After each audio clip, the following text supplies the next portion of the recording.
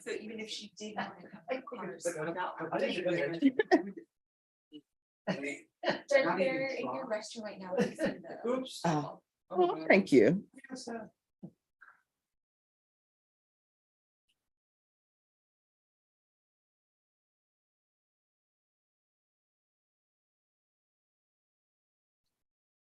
Message on my email. Yes. I sent the email. Yeah, I did it.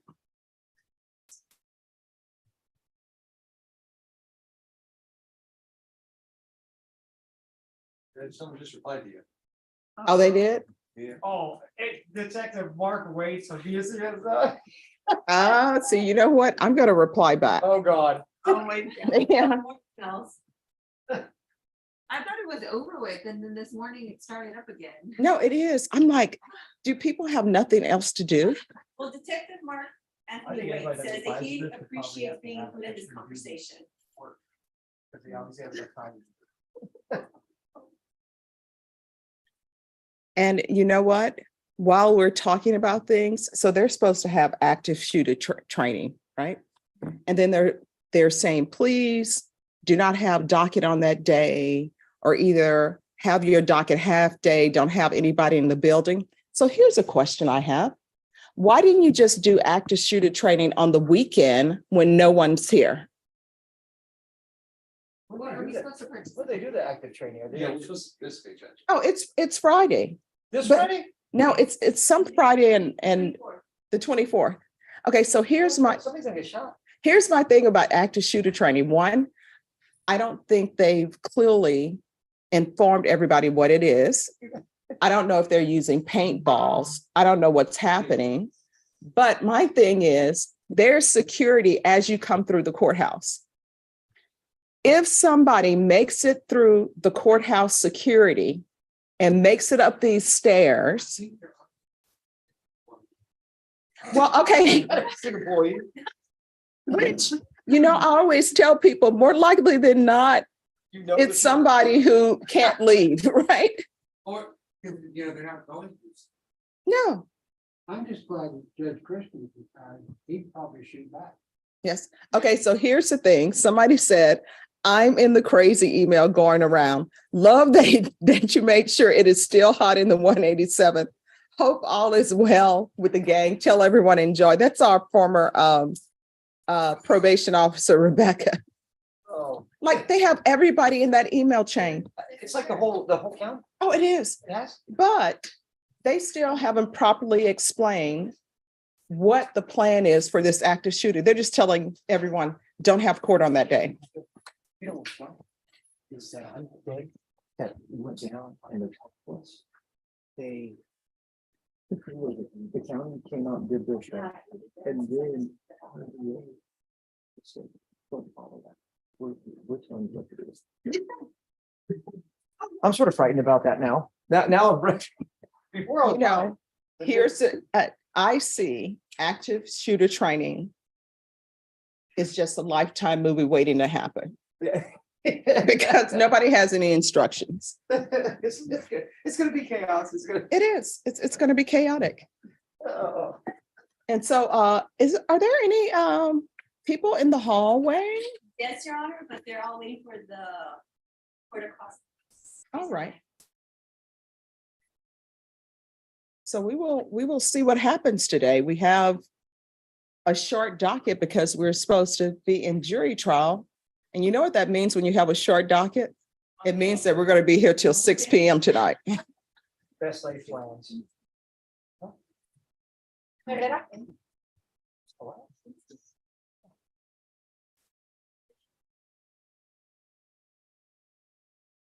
But Deputy Laura, if you look at Gracie's Corner in the Morning, the episode that's called Good Morning, that will really make you have a great day. Everyone who has a child should watch that episode. I really don't remember the days, but I mean, did you clean out your shave? I guess, I mean, if they're married or something like that, there's no harmful error. Oh, no, Jason, no. No? No, she's living with her mother. Oh, there you go. And she, her boyfriend slash husband, fiance, and this other guy Father of St- child. stole 16 catalytic converters from school buses. And so she's not having any real contact with him because she's living with her mom. So if they have baby exchanges, they can do that through a third party. Judge, he's incarcerated. She just won't be able to talk to me. Oh, no. Let him enjoy his He's incarceration. the husband, the father of his child. Is he paying child support? I don't know, but I mean, No. she was actually, I think, the driver. I mean, I'm sure you read through the stuff. Yes. But no contact on a theft case with Yes. husband? Yes. They stole 16 catalytic converters together. Well, she was taught, I mean, I don't think he was never charged because it was just conversations they had. He was never there, About stealing 16 catalytic converters. possibly, but Yeah, no, I don't think that's best for the child anyway. And you know what ends up happening? People who have children end up going to prison to visit people, and I don't like that. Not very good. Judge, it's their family though. I mean, different strokes for different folks. Oh, I know. I'm interfering in their relationship. I'm sorry. 2 days she's married. I just don't see any harm in her being able to speak to him on the phone or the child speak to him on the word. No. Baby's a baby. Oh, yeah, she can have a third party let her child speak to somebody in prison if she wants to, but she's not going to have any contact with him. Don't she have? Can you maybe give her like a time window? Maybe we can approach you later. I mean, like I said, Judge, he's not a co-defendant. He was not charged with it. She's the one that was charged with it. And the only thing I mean, it's just some conversations that they had on the phone. But in the police report, they're all stealing 16 catalytic converters together. I don't believe it was Chad Ozona though. It was, No, it was somebody named Chad. Rocket and- It was Chad and that other person who I say no contact with. Chad's, well, you didn't hear the jail calls. Chad's the one she's talking to. Mhm. Okay, Chad's the one that's her husband that's in jail. Hey, did you guys work tonight? I mean, but he wasn't there. Yeah. So I guess the people you gave no contact to, Chad was not there. She was actually allegedly doing it with, can't remember, I think his name is Nathan and then somebody named Rocket.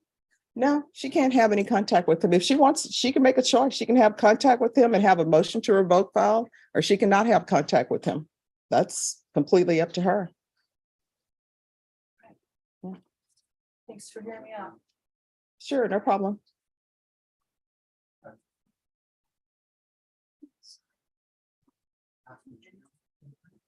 Every day. I'm like, oh, yeah. And you're right. They they even have Jefferson Moore on this email. Everybody's on this email.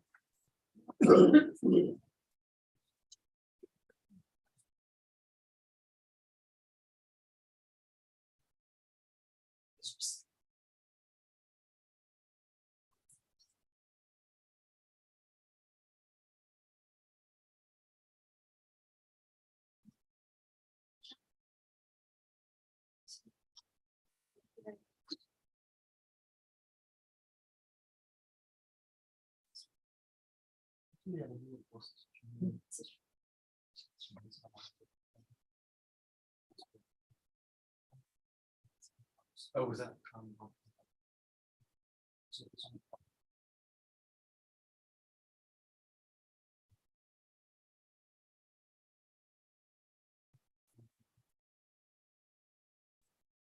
Here, I need to hold my own pen. Yeah. Yeah. No. Oh. Only that. I'm just saying. But I did bring sugar-free cookies, and they're actually sugar-free. So Ms. Fergus, can you call those attorneys and make sure they're here? I'm hoping we're not here till 6 p.m. waiting for attorneys. Glenn just walked in. His, time is that. All right. Yes, so tell Mr. Glenn to come back. We need Robert Guyona, Joanne Eckel, Leo Gonzalez, and Bob Hicks, Memori, and Martinez. I think they're coming back at 9:45 or 10. and state these cases that are on the docket for today, they've of course been transferred from another court. I saw that. So they transfer murders to us. And I think because of the one UUMV. But we're supposed to take that when they had the capital, there was a capital. in Yeah. the one that we did. Yeah. That got, it's been for. a rejected person. I forgot which one.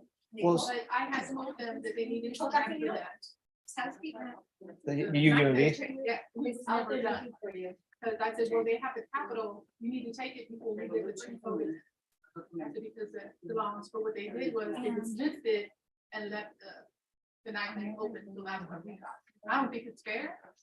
But if they indict the capital, I'm sure they go to that. Well, if it's on those guys, right? Yes. The third one got dismissed or rejected for further investigation. Well, they indicted as murder then, right? Is that the case? Yes. And then try to say, oh, we're going to use that other case in punishment. And I talked to the person that indicted it. mhm. Not very happy. And then we shall see what has been done by looking at the court's file. Was that it? No. They haven't. I'll tell you right now, they ain't. No, because it's 5 settings. And I always have to tell people, when I first came into office, they did that equalization of the docket and didn't have us vote on it. I had cases that were so old, nothing done on them. And I said, oh, yeah, this case will be going to trial. That's how I ended up with cases, and jurors are always like, why is this case from 2012? Like, did not originate in this court. Well, you see that on this Friday, or I don't know, it's Thursday or Friday, we have that one set from 1998. Yes. Yeah. I was like, I think I know where that was going. Oh, yeah. I was like, time enough. Yeah. Yes, yes. Well, because you know. Okay. For another murder, Deer Island. Yes. And everybody around me. One's in prison, one's in prison in like, Idaho. It's just like somebody that's decided to go all over. Yes. I was like, that takes effort to get out.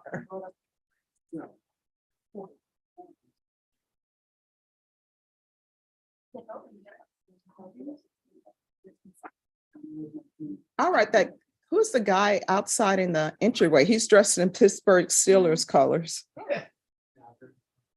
Wrong year on it. Yeah. Buddy. Philadelphia year. Yes, I do think Philadelphia is going to win. Me?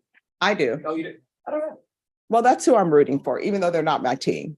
Oh, I don't really have a team. on Yeah. it.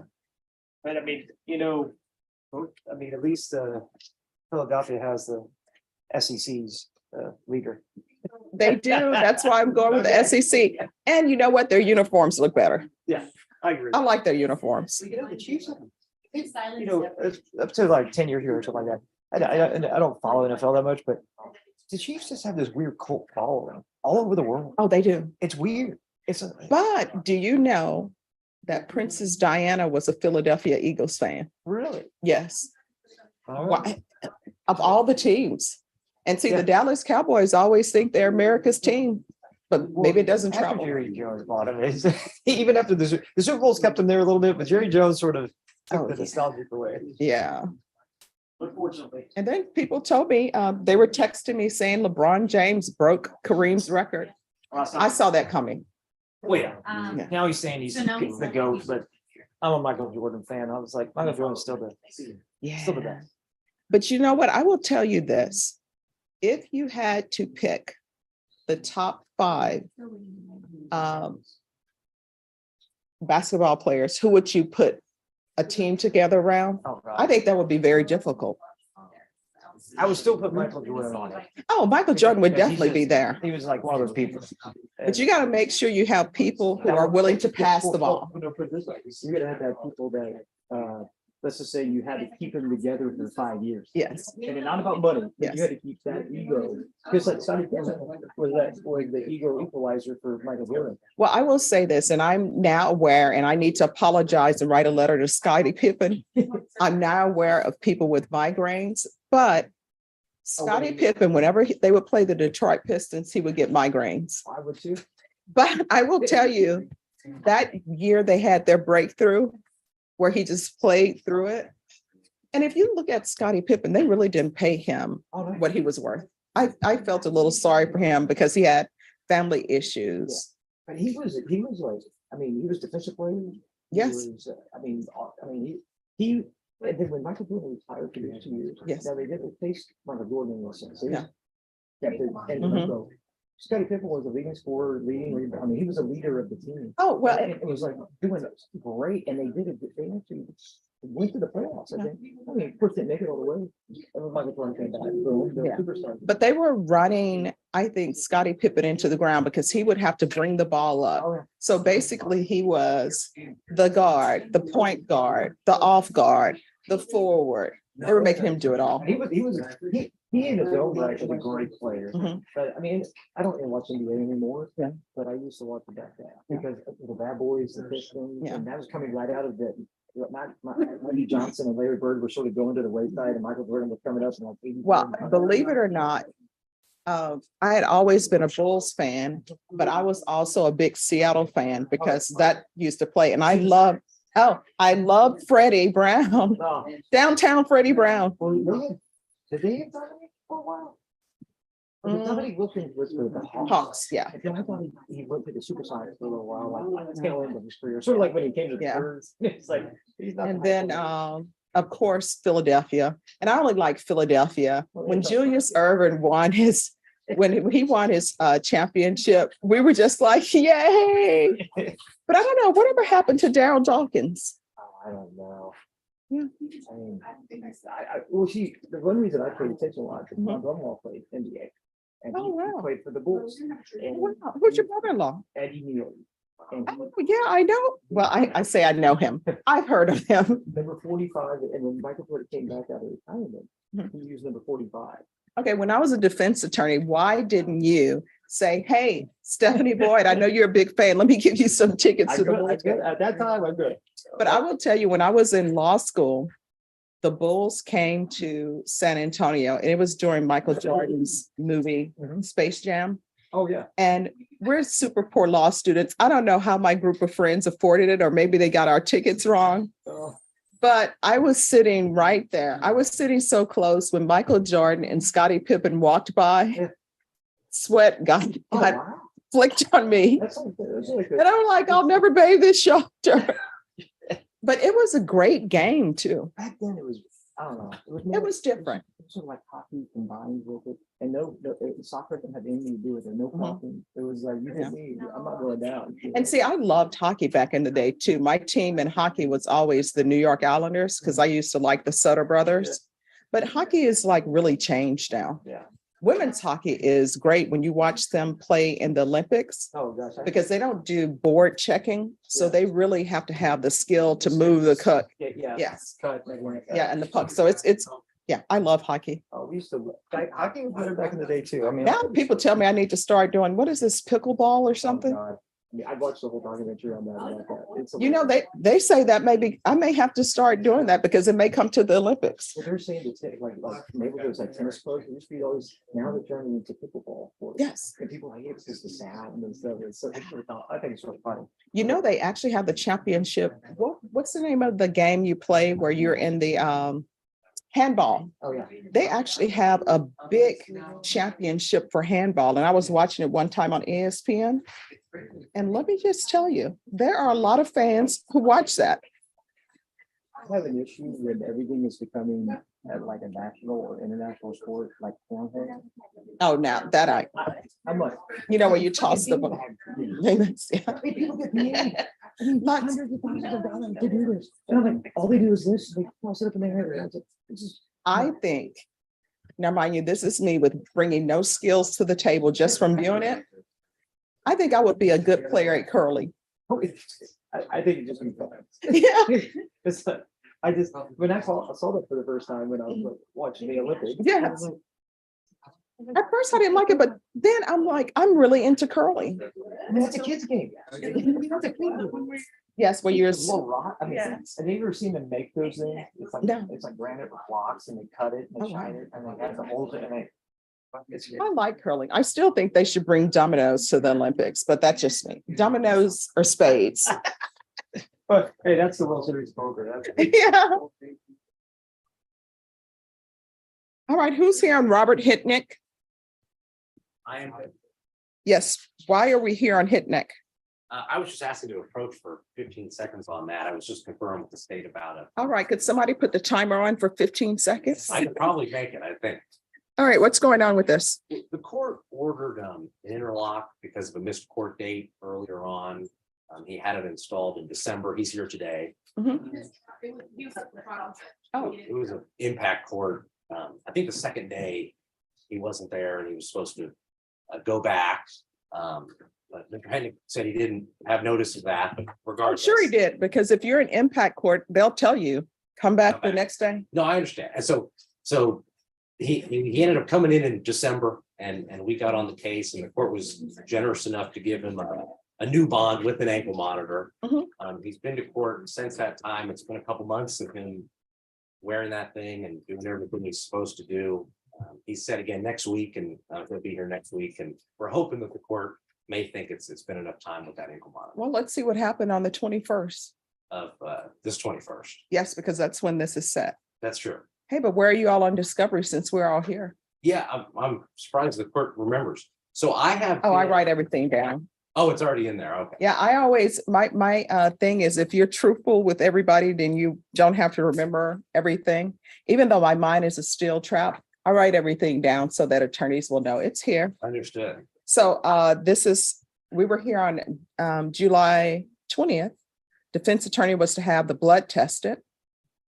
And then on August 24th, your client was remanded without bond. He was a no-show at 11:25 a.m. So they were waiting to that time.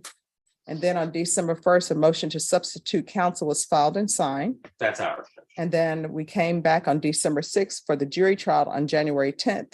And then on January 10th, this was reset for February 21st at 9 a.m. for discovery. So where are we on discovery and what is the issue with discovery? Correct. So we've always had, police reports and videotapes.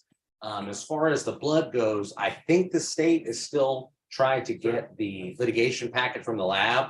We don't have that yet. I have a note from Daniel that it was previously sent. Yes. Judge, that was signed in, I think, December 23rd. I think I sent that out January 4th or 5th, whenever we were told that it had been Mhm. submitted and signed. I haven't gotten any update from the lab yet. I can reach out, but usually that takes anywhere from 45 to 90 days, depending on how busy they are. All right, so we'll be back on the 21st. So if you can reach out to the lab. Sure. And if it's not ready, we're going to end up having a hearing and somebody can subpoena them to explain. And Judge, one thing. Is this like Dexter's Laboratories? It's just the lab reports and. Okay, he's so young. He never watched No. Dexter's Laboratory. No, I saw Dexter's Laboratory. I was just like, oh man, I could make a joke right now. No, so it's just a bunch of records that they just have to compile. It just takes Okay. time just because they're working through all the other requests. In addition, the one question I wanted to ask, I know defense was gonna get the blood retested. Mhm. I never heard anything back. Yeah, one of the things I was gonna just address today, just as far as conferring goes, is that I went to the property room and I talked to the young woman there and she gave me a number to the detective and I called the detective and left messages. I don't think I'm gonna be able to get that detective to call me back. Oh, So well, I- we're here on the 21st. Why don't you subpoena the detective or either talk with the state and see if they can have the detective to call you back? Yeah, I know think I have to. sometimes when I was a defense attorney, the police wouldn't talk to defense attorneys. That seems to be happening. But so, yeah, I don't like for that to happen. Right. So if you state, if you can see if you can get the detective to maybe return his call. Because I know sometimes officers think that they are represented by the state and they're not.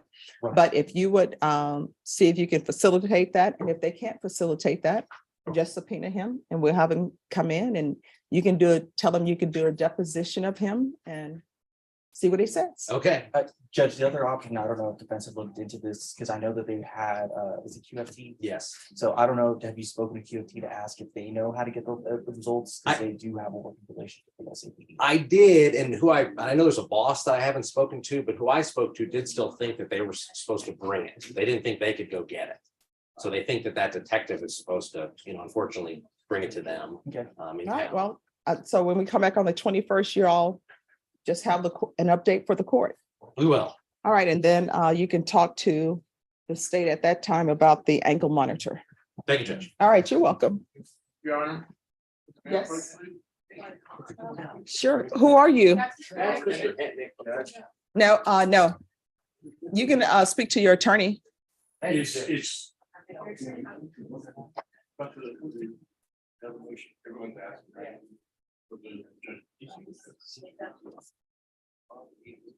Thank you, Ms. Ferguson. And Norma, can you call Cornelius Cox to come over? Yes.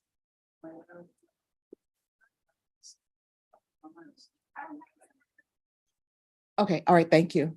I'm gonna remind me to give you his number. So I did, this is the email chain that I applied to get things done. So someone said, maintenance supervisor Hector Ramirez will adjust the temperature. So now, Michael, I'm gonna add about your flashing exit sign.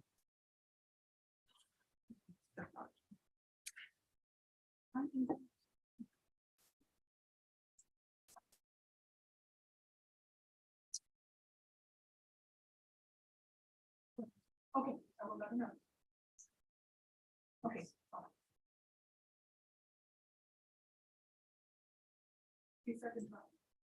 Okay, all right, thanks.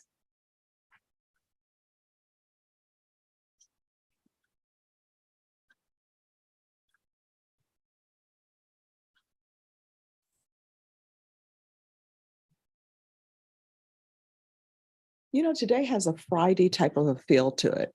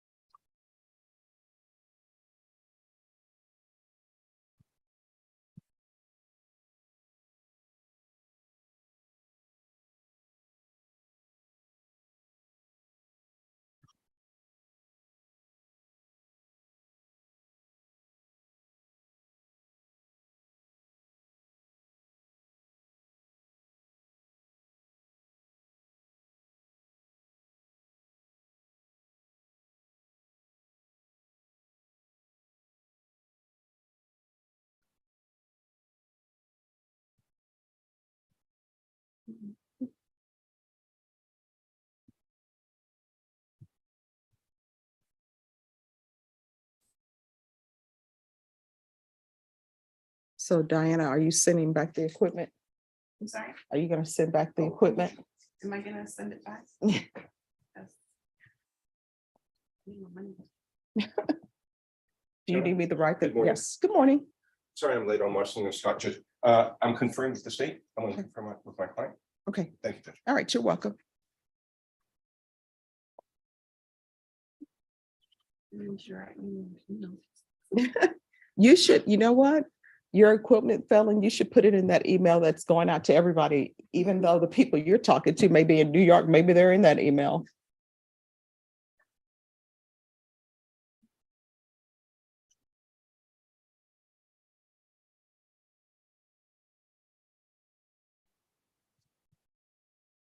Hello, good morning. Hi. Let me see. Robert Chevalier. Am I pronouncing his last name correctly, Chevalier? You are. Is he related to the actor? I do not apologize. It's a no. I think if I keep asking them, maybe it will change. I don't know that. I think you asked on, because there's another one that's related to somebody. Oh, the person who's related to Phyllis Diller. Yeah, that's the only one I think we've had that actually. And other than Mitchell Morganfield. Related to somebody. Muddy Waters. Yes. Jenny asked me to file this motion for the sentencing. I've spoken with the state. They're not in opposition to it. We hired an expert to evaluate Mr. I have a problem pronouncing his last name. Chevalier. And it was our understanding that he's going to be available to testify, but that is not the case. Is he available by Zoom? No, Your Honor, he's not. And that was originally, I believe that was what Jenny has was understanding. We're asking to reset that to the last week of March or the first week of April, whichever the court prefers, so that she can get those results, have him be able to available to testify and fly in to do this. Okay, so here's the court's issue. This plea was entered in October, November, December, January, February, March, April. So you're all asking to put off the sentencing for 6 months. The court's not going to do it. So talk to your witness. Tell him the court will, if there's no objection from the state, No, Judge, we're. that he can appear by Zoom.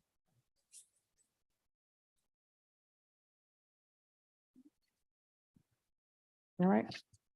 So we can do it by Zoom. That's, I mean, that will be half of the year. We're waiting to sentence him. I think the other portion was you have to book a flight and get hotel. Okay. And if she wants to be by Zoom, she can be by Zoom as well. State, are you going to have any objection to the defense counsel being by Zoom if needed? No, Judge, we're silent on it, so. Yeah, they're silent. So you all can do it by Zoom. And if the doctor has their report ready, if you just want to present the report to the court will read the report. Because I'm sure Dr. Fabian will put whatever he puts in his report and he's going to say what's in his report. And these are assumptions I'm making, but I always read everything that comes before me. But yeah, that's too long to wait for sentencing. He's been out since October, correct? Correct. Yes. So I will see you all on February 13th. Thank you, Judge. All right. Thank you. Hello. Yes. What are you approaching on? This is a opt-out matter. It is a client, so a request for travel permit. All right. Is it an indicted case? It's a pretty nice case. All right. Have you spoken to the state? I have. Oh, thank you. Just 1 second. No.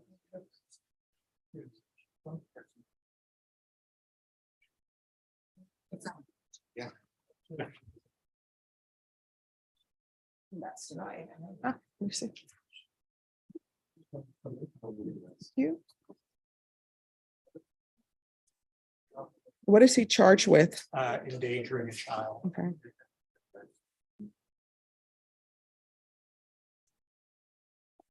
Well, he's in the military and he needs to.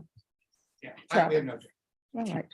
And I think if we were to say no, the military will still say. Well, Uncle Sam. Yes.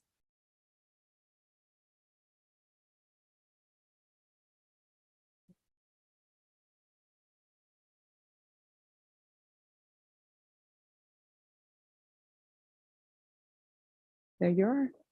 You're welcome. Oh, sure, no problem. No.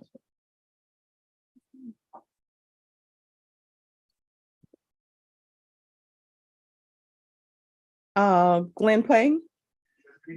Oh, I'm doing great. What's going on with your case? Well, wait on probation to confer. This guy Samira was in custody for quite a while. Okay, Apparently. Well, I'd like to confer with probation and beat up the action a little bit before we kind of. okay. And your client is in custody? No, she was. We had our bond. She got out. Oh, so where is she? Oh, I left her in the hallway. You should have started with that. Told me that in a minute. Oh, yeah, tell her to come into the courtroom. Okay, he was here. Okay, all right, thank you.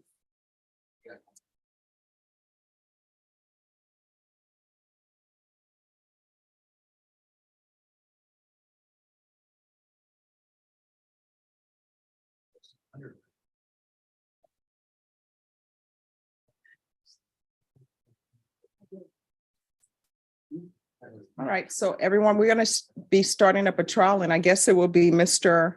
Javier Medina.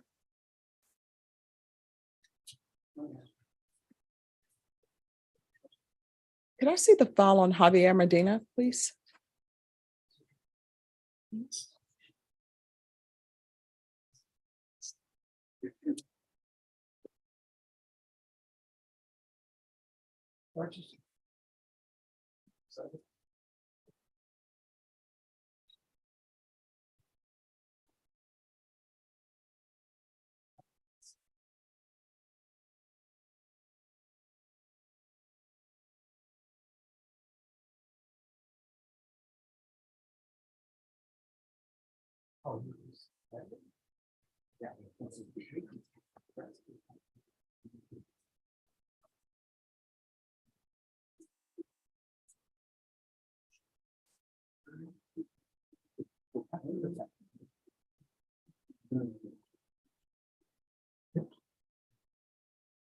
Okay, Deputy Laura.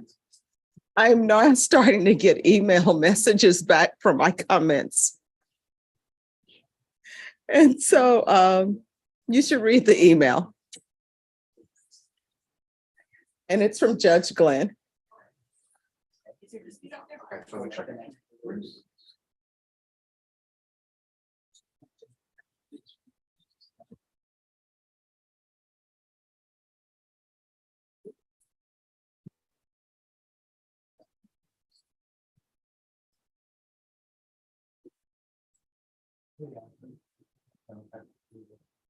I need to tell Judge Glenn, thank you. Yes.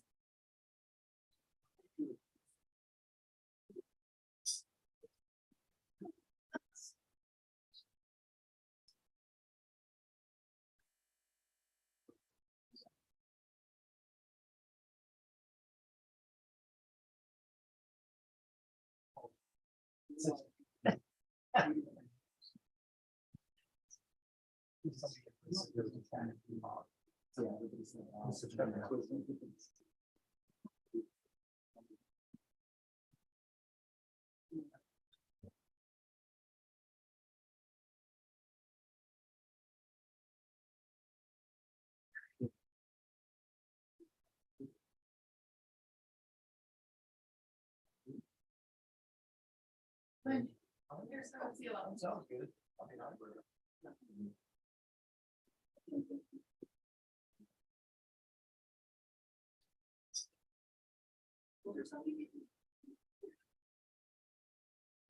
You're on the hook.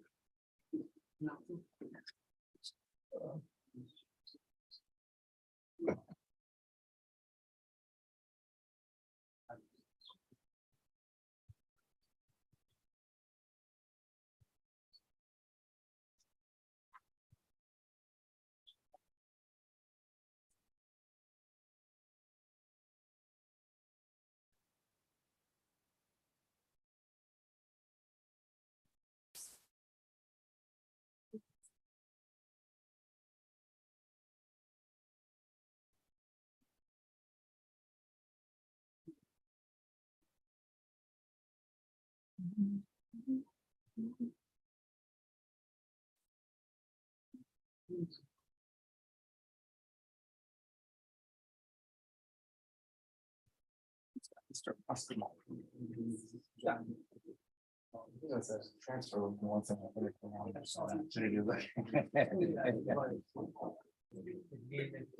No, well, here's the thing, we were waiting on a bunch of events, and they're supposed to be. Well, it's gonna be a portable hard drive, one they knew they had everything, there was a bunch of stuff. So I don't know if that's still necessary. I've gotten a bunch of stuff that 2 weeks ago. All right, thank you. Drop off the portable hard drive.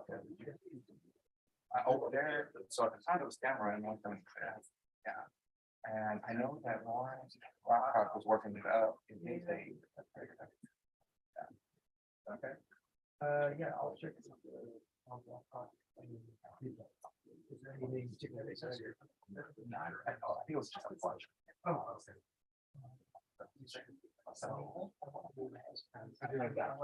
So are you already on your continuous sex abuse case that's up? Now, I think I'm gonna work out Scott. It's. No, my mind is a steel trap. Yeah. Oh, we're live. Yeah. It's but I'm pretty sure. I think it's gonna work out. Oh, okay. Oh, thank you. So let's see if we can get him here then. Well, I don't know if we'll be able to do it. Hopefully we'll be able to do it today, but it's will require another court tape. Okay. Walk down and do it over there. All right. Norma, can you find Mr. Martinez, Luis Martinez? Oh, Martinez, that's right. Oh, that's not. Oh, which one are you talking about? Okay. Oh, okay. All right, thank you. But if you can have Mr., I think I told them to be here at 10. Yes, because the jurors are beginning to. 9:45, thank you. I was trying to give him a little leeway. Sorry.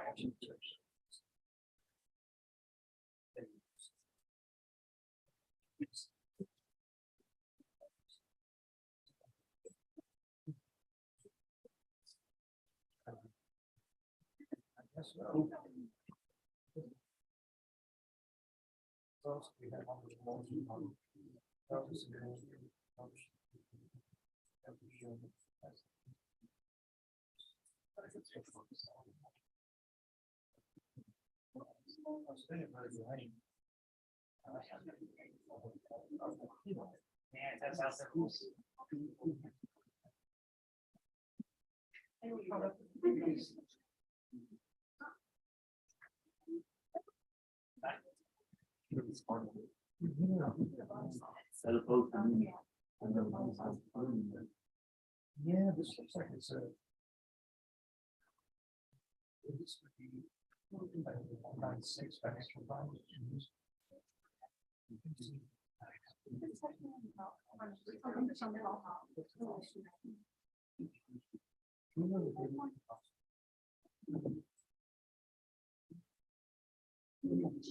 You watched the State of the Union last night?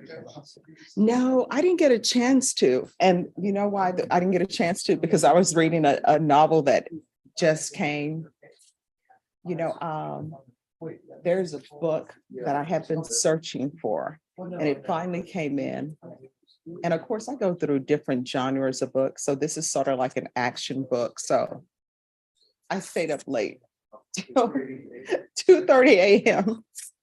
because I couldn't put it down. No. I So, don't remember the last time I saw that hour. but there's a great book by Laura Levine, and I'll give you the name of it, that I had let Bettina read it. And that book traveled through so many hands. And she said, I thought I would read it and if I had insomnia. But she's like, the book was so funny, I would wake up laughing. It's called The PSM Murders. And it's by Laura Levine. And she actually wrote for the Bob Newhart show. So you should read it. It's hilarious. Yes, it should be. And Michael, here you are. So it's a funny No, it's one of those cozy mysteries. You know, stand for what I think it stands for? No, Okay. it doesn't.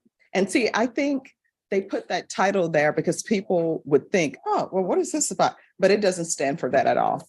The M stands for Margarita. They just dismiss it like that.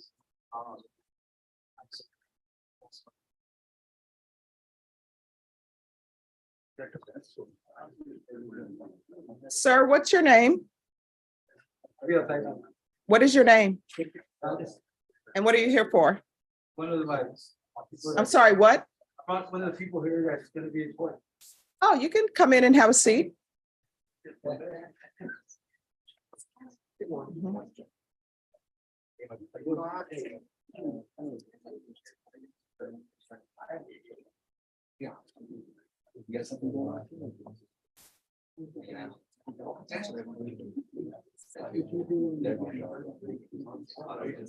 I'll be in comment if you do something.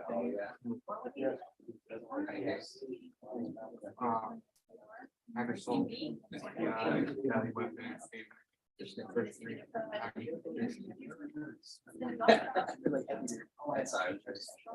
Yeah. We usually have the application with our life. Yeah, the media component is like. Sometimes we try to. I got you.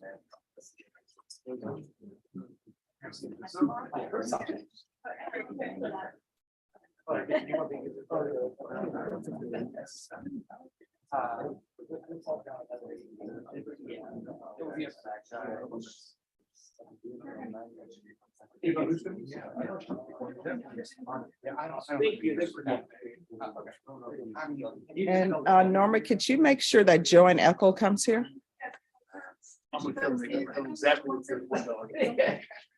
Well, is she in the 175th? No. I already told them we have a joint account. What is that? What is that? And Norma, let them know that they're not here. They're gonna come back in the afternoon.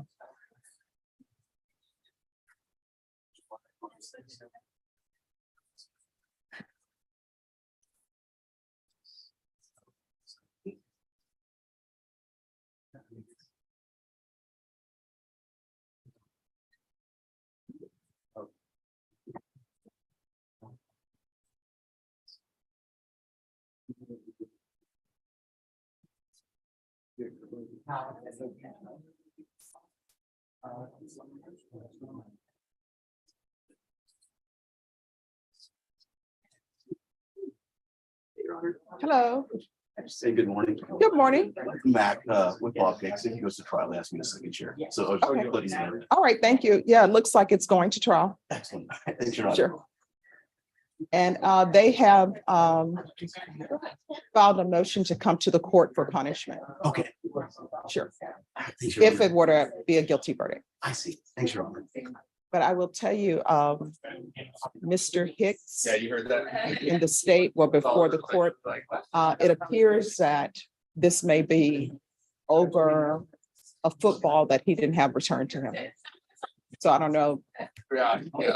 Okay. And the football had sentimental value, but Mr. Hicks informed me in front of the state and Mr. Medina informed me that his truck remained at the hotel and that they had the truck towed. The hotel personnel had it towed.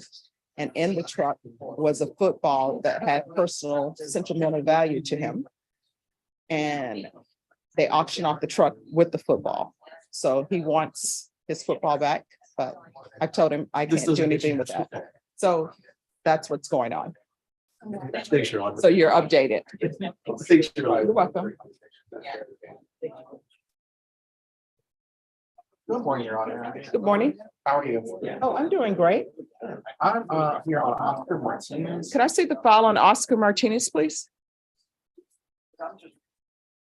Martinez's case recently transferred from the 175th. Mr. Martinez, come forward. This is a CTD case.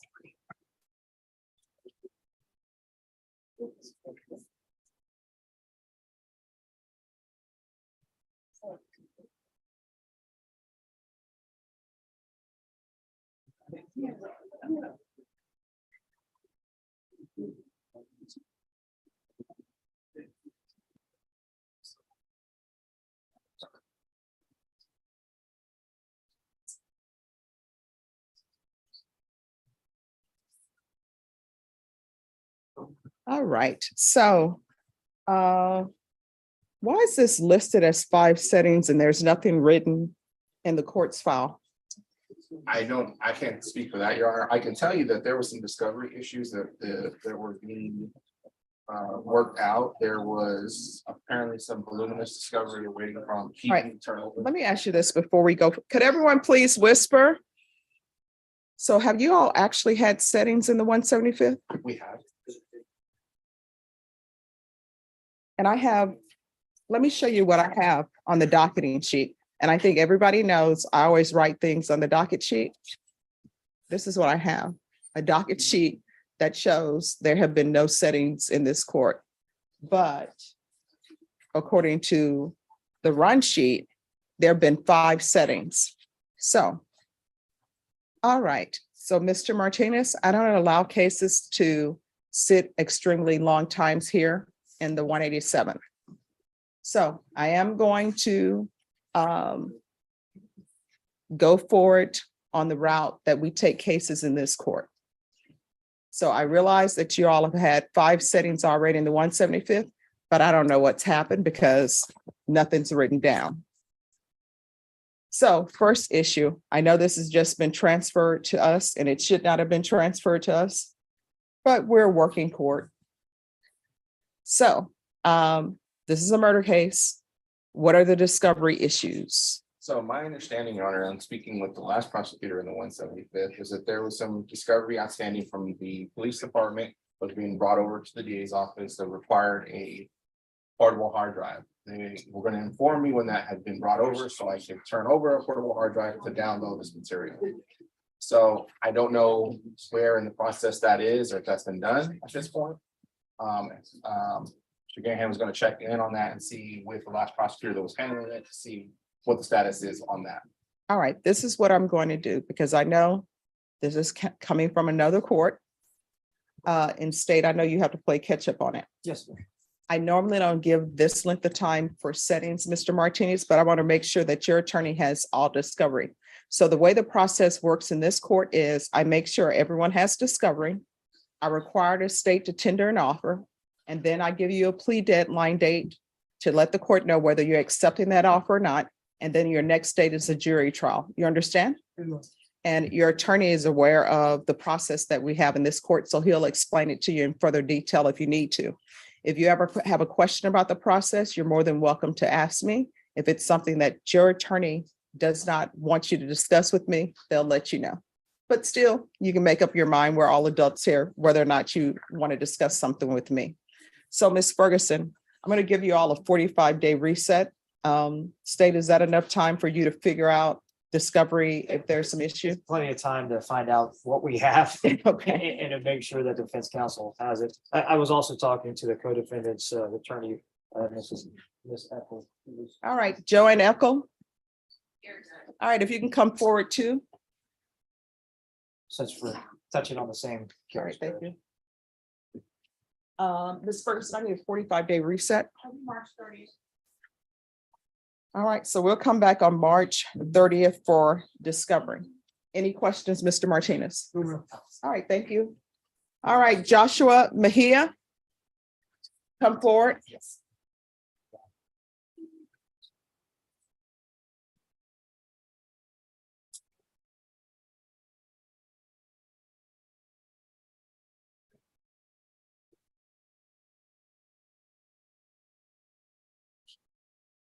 All right, and also Leo, any motions that need to be filed for experts and investigators and all of that, you all need to file it before that date. Understand. All right, so Mr. Mejia, I don't know if you heard what I was telling Mr. Martinez. Again, you have nothing written in your file as well. The way the process is in this court is I want to make sure that your attorney has all the discovery.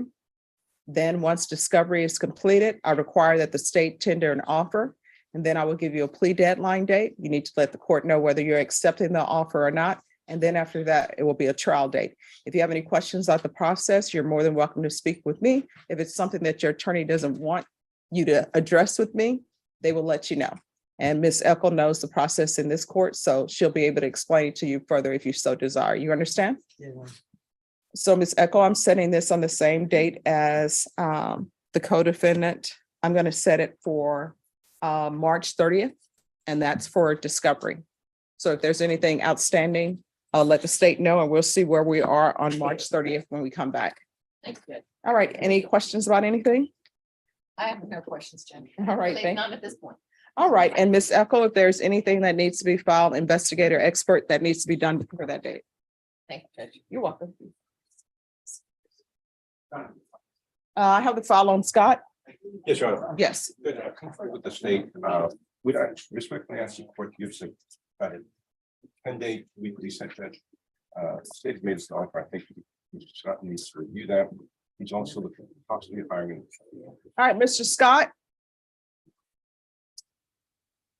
Is he in the middle train? Yes. Hello, Mr. Scott. Good morning. This is your jury trial date. We're going to recall you next week. How old are you? 48. All right, so you're 48. You know, we're all adults in this court. It's an adult felony court. Now, mind you, sometimes I have adults who are in this court who are 18. That, you know, I understand they may want to speak to their parents or whoever, but you're 48. So we're coming back next week for your trial. You understand? Monday, Your Honor? Ms. Ferguson, can we come back to Mr. Scott for Monday? He's up for jury trial. All right, we're coming back on February 13th. So you're coming to trial. If you decide to hire an attorney, that attorney needs to be prepared to go to trial on that date. You understand? Yes. And you need to let them know. And Mr. Memori, even if he hires an attorney, I still want you here to show up on the 13th, because sometimes people hire an attorney, they forget to tell them that they're going to jury trial. So if you could be here on that date as well. Absolutely, Your Honor. All right, thank you, Ms. Maybe you're Ferguson. excused. Ms. Ferguson will give you a reset form, then you're excused. Have a seat. No, thank you.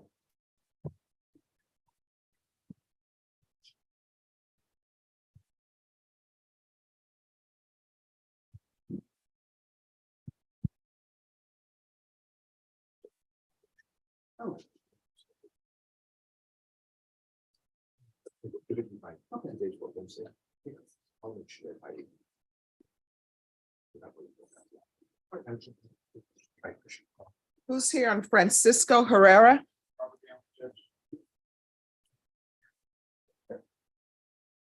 Could I have parties approach? Where's Mr. Herrera? Right. All right, come forward, Mr. Herrera.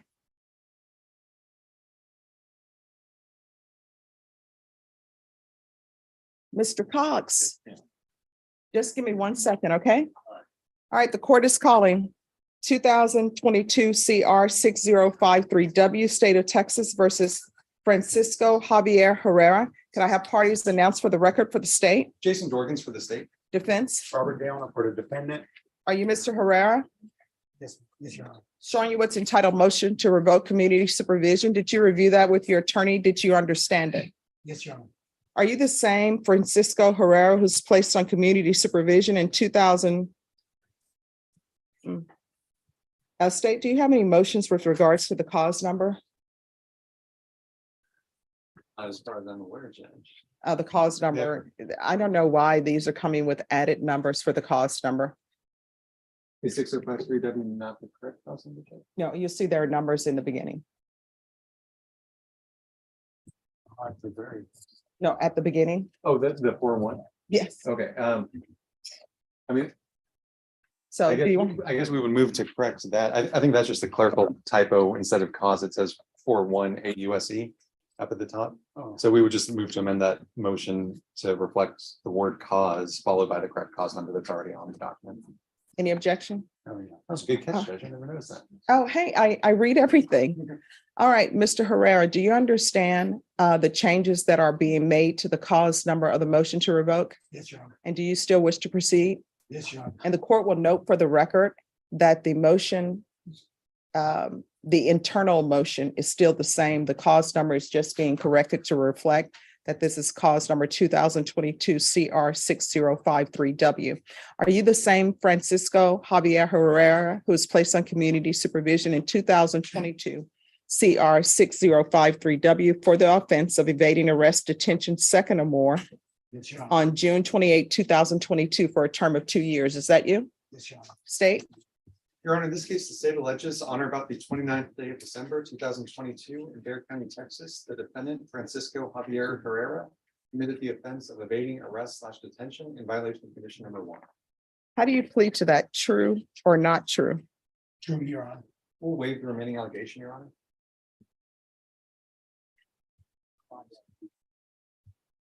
All right, did you understand by pleading true to that, the court could find it true, grant the motion, find you guilty, and sentence you up to 1 year in the state jail facility? Yes, Your Honor. All right, knowing that, do you still wish to plead true? Yes, Your Honor. Is there an agreement? Yes, Your Honor, the agreement is for the court to grant the motion to revoke community supervision and to assess punishment under section 1244A of the Texas Penal Code for a term of 180 days incarceration in the Bexar County Jail with credit for 180 days time served in custody. As a part of this agreement, we're asking the court to take into consideration night mag number 693094.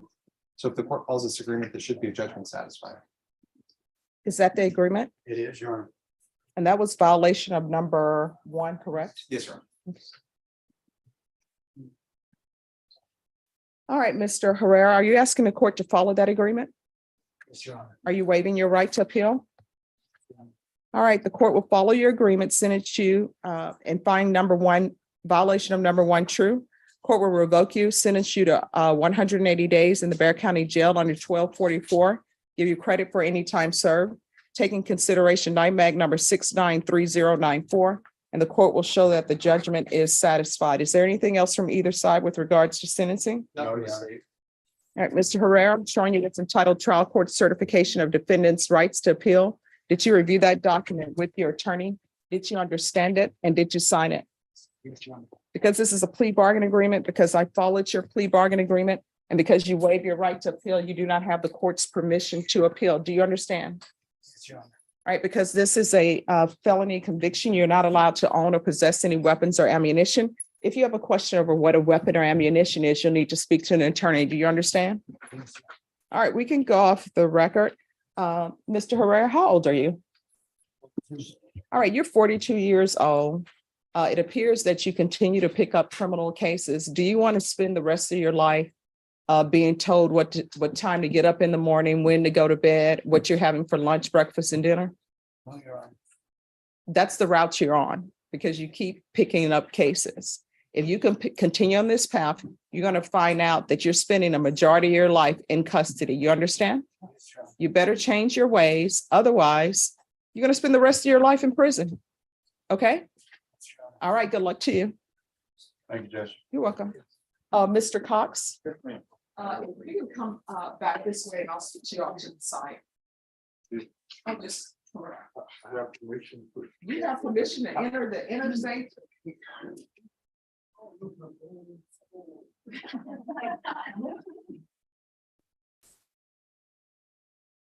And Norma.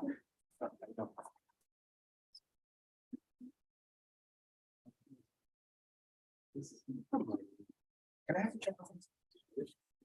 No. There is a seal on 56. For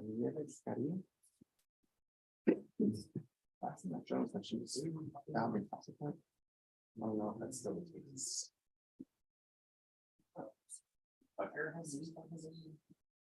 Oh, yeah, it's on.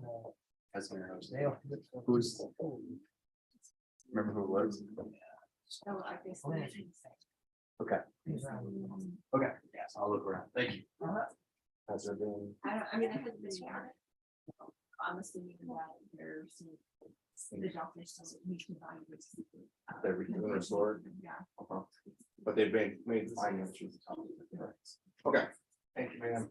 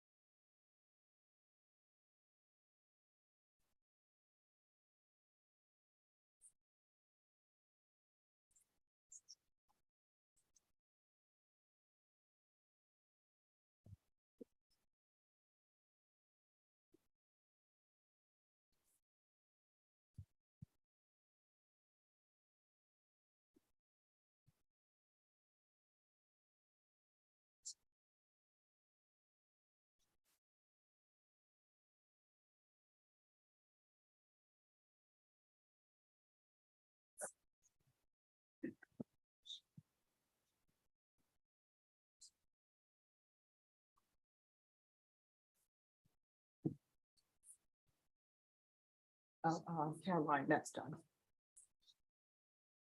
All right, who's here on Juan Avalos? Or where is Juan Avalos? Come forward, Mr. Avalos.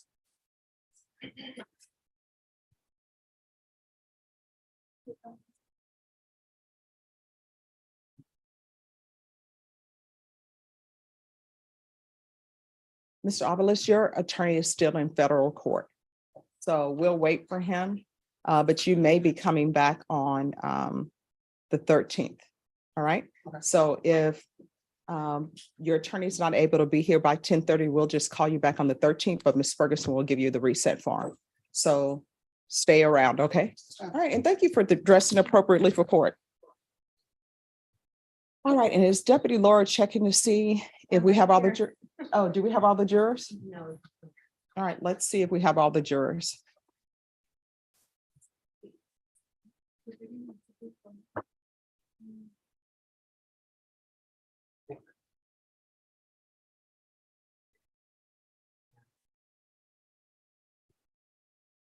And where is Glenn Payne? He's just- somebody from Big- I already called the office upstairs, They- and I they just came down. text Denise again. Yeah, he's looking for Glenn outside. Oh, is he? Mhm. And Travis Rodriguez. Oh, Yeah.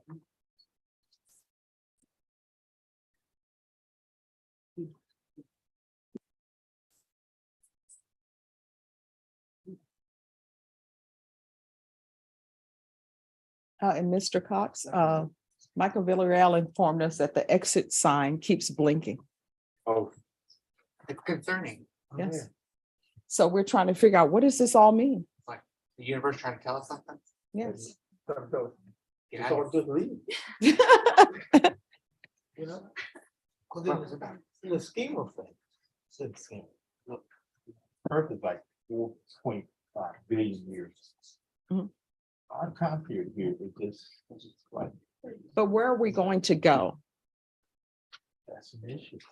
We may go to the lofty properties. We may be able to just, Is it going to be like the land of the lost? Should we get in a boat and play some music and see if we in there with the sleeve stacks? what I did see the other day was children of the corn, where there's a extended thing, and we all come up, you know, All right, so Mr. Cox, if we are in Children of the Corn and you see children in a cornfield, do you pass the town up or do you stop for gas? Or do you just say, it's a fourth of the tank, I can probably make it? put it to the floor and so it's fast and far away. Right.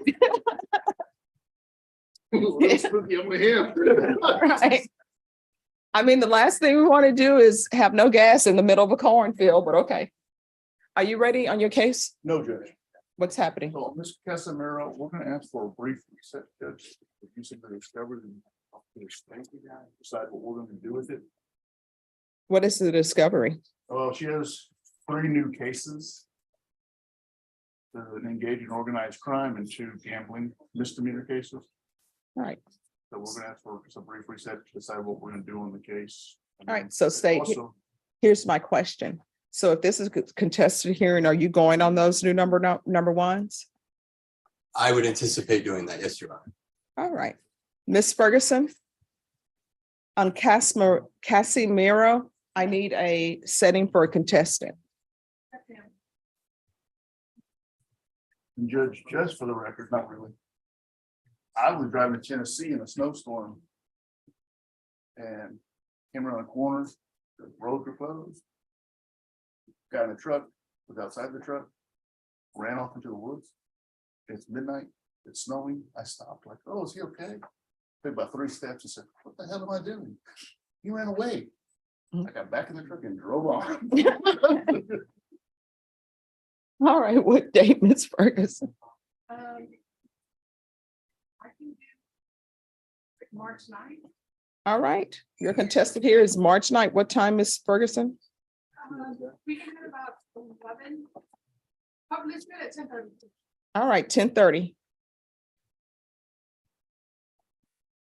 All right, and just give them a reset form.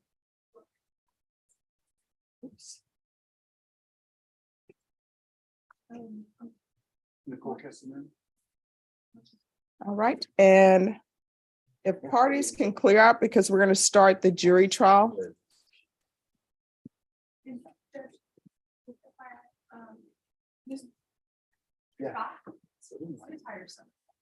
Who is it? Tracy Franklin. Oh, well, tell Tracy Franklin that they will be here for jury trial on the 13th. All right, tell them. Mhm. Yeah. So tell that attorney, Franklin, if you'll call Franklin and let them know that they're up for jury trial. Okay, all right. All right, thank you.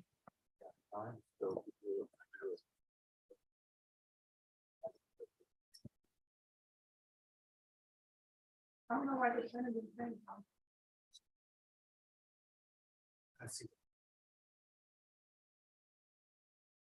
All right, and defense on Mr. Medina, how much time are you asking for voir dire? 45 minutes.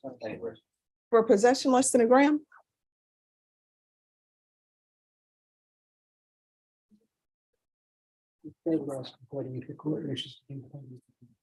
I'm sorry? Yeah, I mean, I'll give you, your 45, I'll give you 45 minutes. You want time from the court? How much time do you want me to let you know you have left? When, 5 minutes? I'm in the mornings.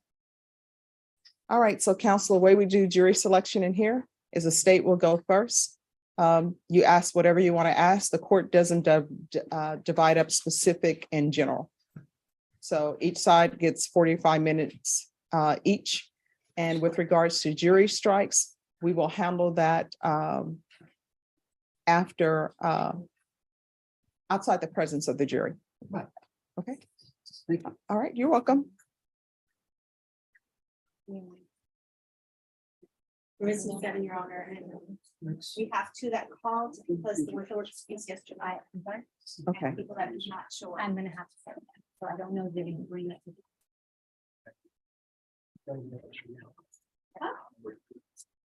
What's she kidding? I believe the state has a witness problem. Judge, well, in pre-trying one of my witnesses yesterday, Your Honor, the applicant,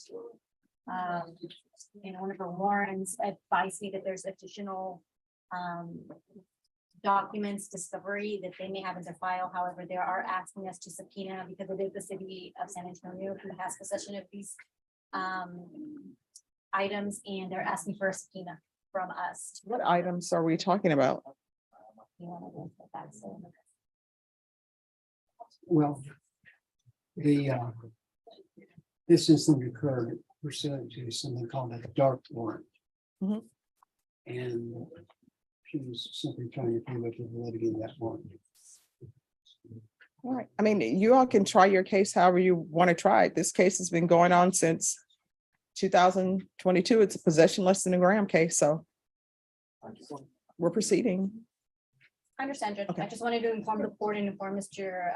Hicks that in pre-trying this officer, he said that that there was evidence that he relied on to draft his warrant that did not make it to our file here. And the only way that we want us to receive that is through a subpoena. Okay. And we've already issued that this morning, Your Honor. So he will be here today. I just don't know if he will show up with the documents for inspection. Okay. All right, anything else? Judge. Okay. That particular issue is somewhat surprising. Mhm. I realize that we can probably put him down. Wrong. I'm sorry, I can't hear you, counsel. I presume that the state can arrange the witness list in such a way that hopefully that won't create a problem here. Okay. All right. All right, hey, thank you. And Deputy Laura, what was the name of the juror that was excused yesterday? What number? All right, so we'll put it on the record, but number 4 was excused yesterday.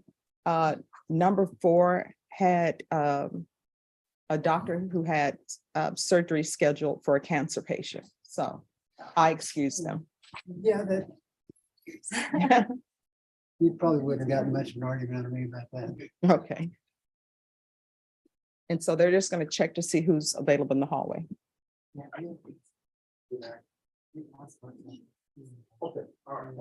That's as many buttons on the- No, no problem.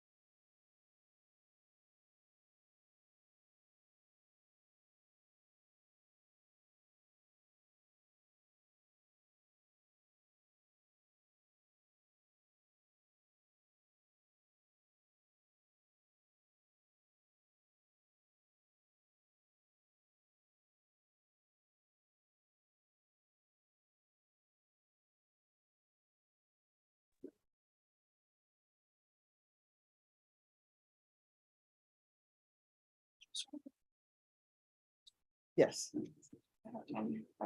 Sure. Okay.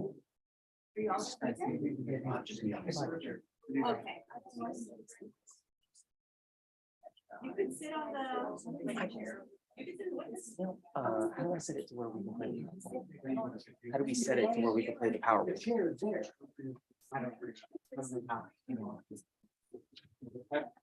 What happened to the other chairs? It's Oh. too complicated. Oh my God. You monster. You guys. Oh, that's the only thing. There you go. Thank you. All right, and does anyone have the juror list? I have it, Your Honor. I just want to make sure who's the most going to file. Oh, okay, thank you.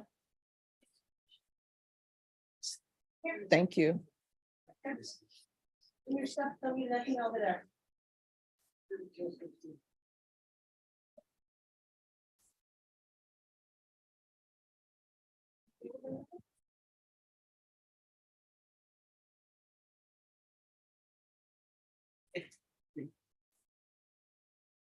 That's there, I'm just make sure.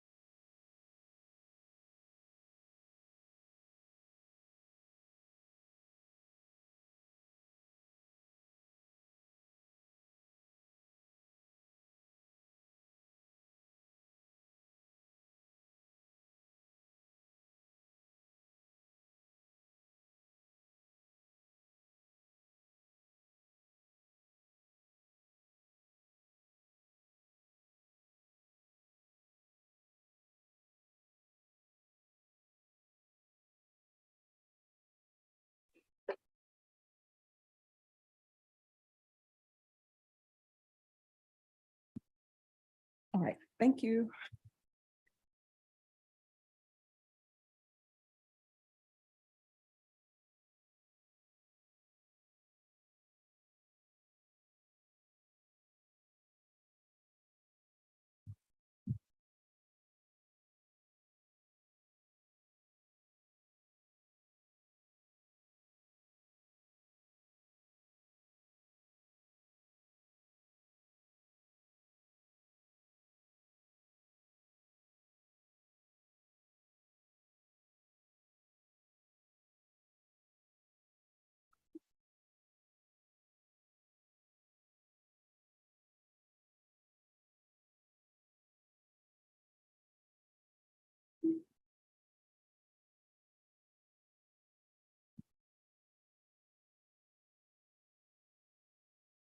Deputy Laura, they're doing schools so different now. So test scores from the exam for my students have already started coming in. Oh, wow. How are they doing? They're doing great. So I'm always happy when students are doing great.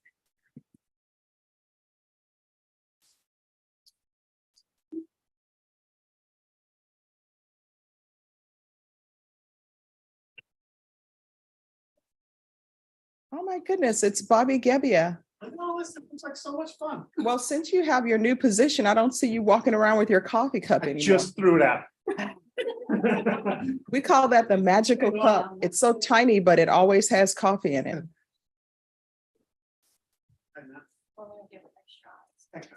Yeah. Yes.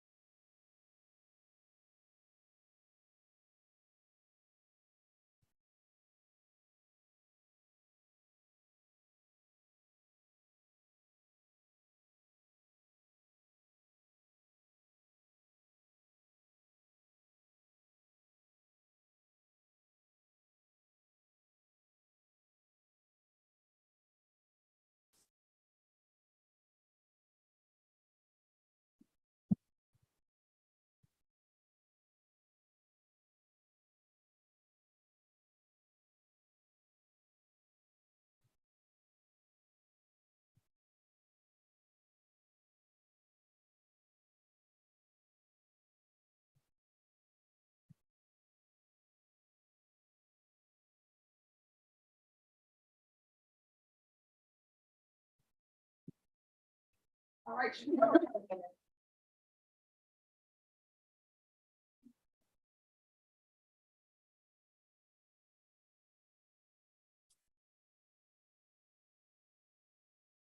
Number one, first row way at the end, the seating has a number. First row.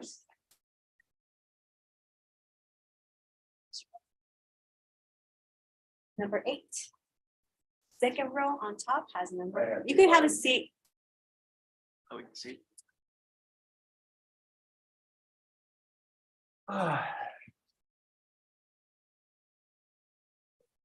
15. Number 15. Oh, they're on the bench.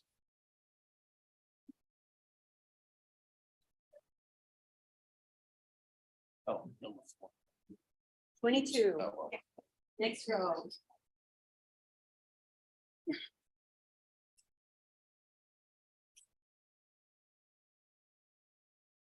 30.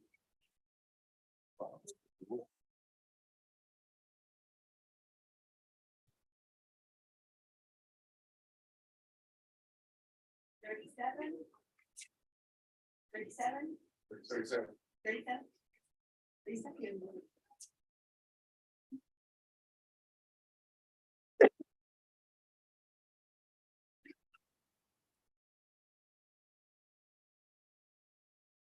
44.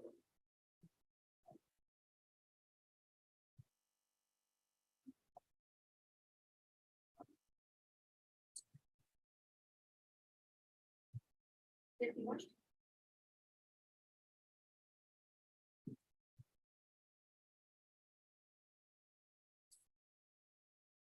57. 57.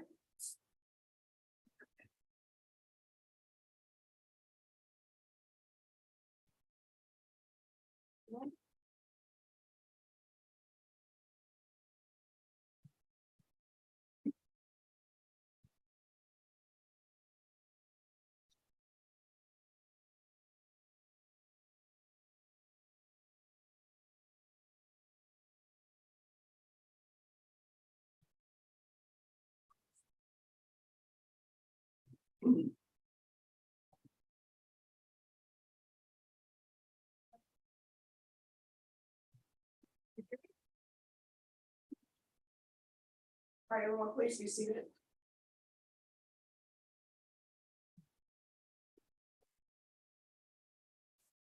All right, everyone, good morning.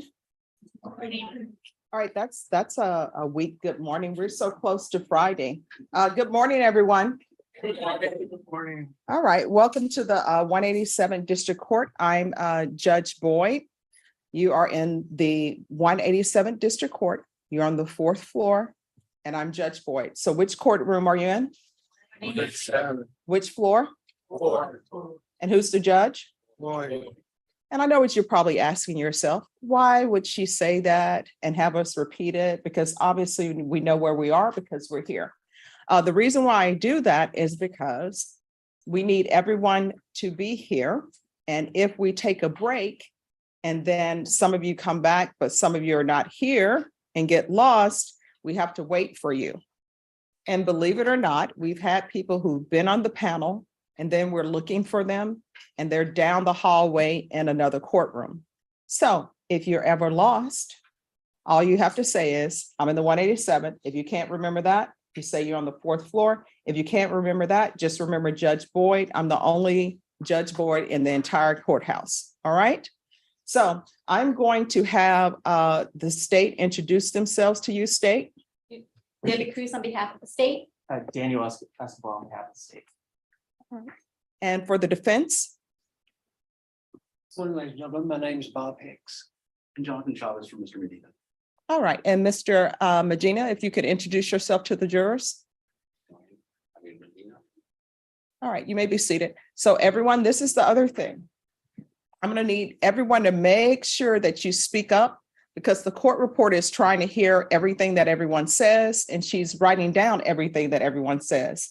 And if she cannot hear you, she can't write it down, and it's like it never happened.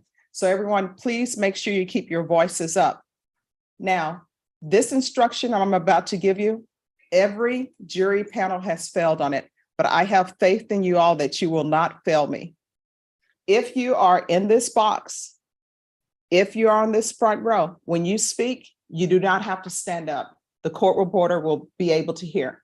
If you're not in this box, and if you're not on that front row, if you can, every time you answer a question or ask a question, I'm going to need you to stand up. Does everybody understand? Yes.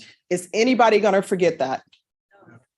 All right, that question I just asked you, I asked that of every panel and they still forget it. But again, I have faith that you all will not forget it. So you have numbers in your possession. Can everyone please raise those numbers? You may be sitting on it.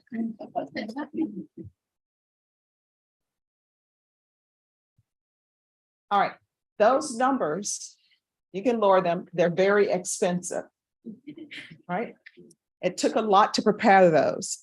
But the reason why you have those numbers, if there's any time you can't hear anything or you have something you need to say, just raise your number and either I, the state, or the defense will call on you. And then once they call on you, you can lower your number and you can address whatever needs to be addressed. Does everyone understand? Yes. So all of you have got a chance to situate yourself and look at all the parties who are going to be involved in this case, which is the state of Texas versus Javier Medina. Does anyone here know or recognize any of the parties involved in this case? If you do, raise your card. All right. Other than meeting for the first time yesterday and coming back today and meeting each other perhaps in the central jury room, do any of you know anyone here? All right. That's number 9.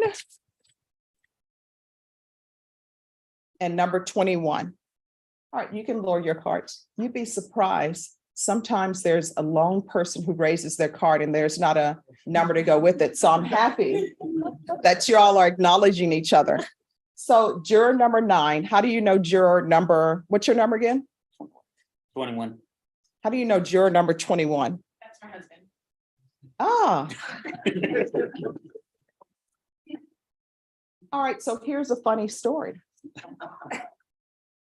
Funny but true story. We had a panel on and 2 women raised their cards and we were like, how do you know each other? And they said, oh, I'm the current wife, that's the ex-wife.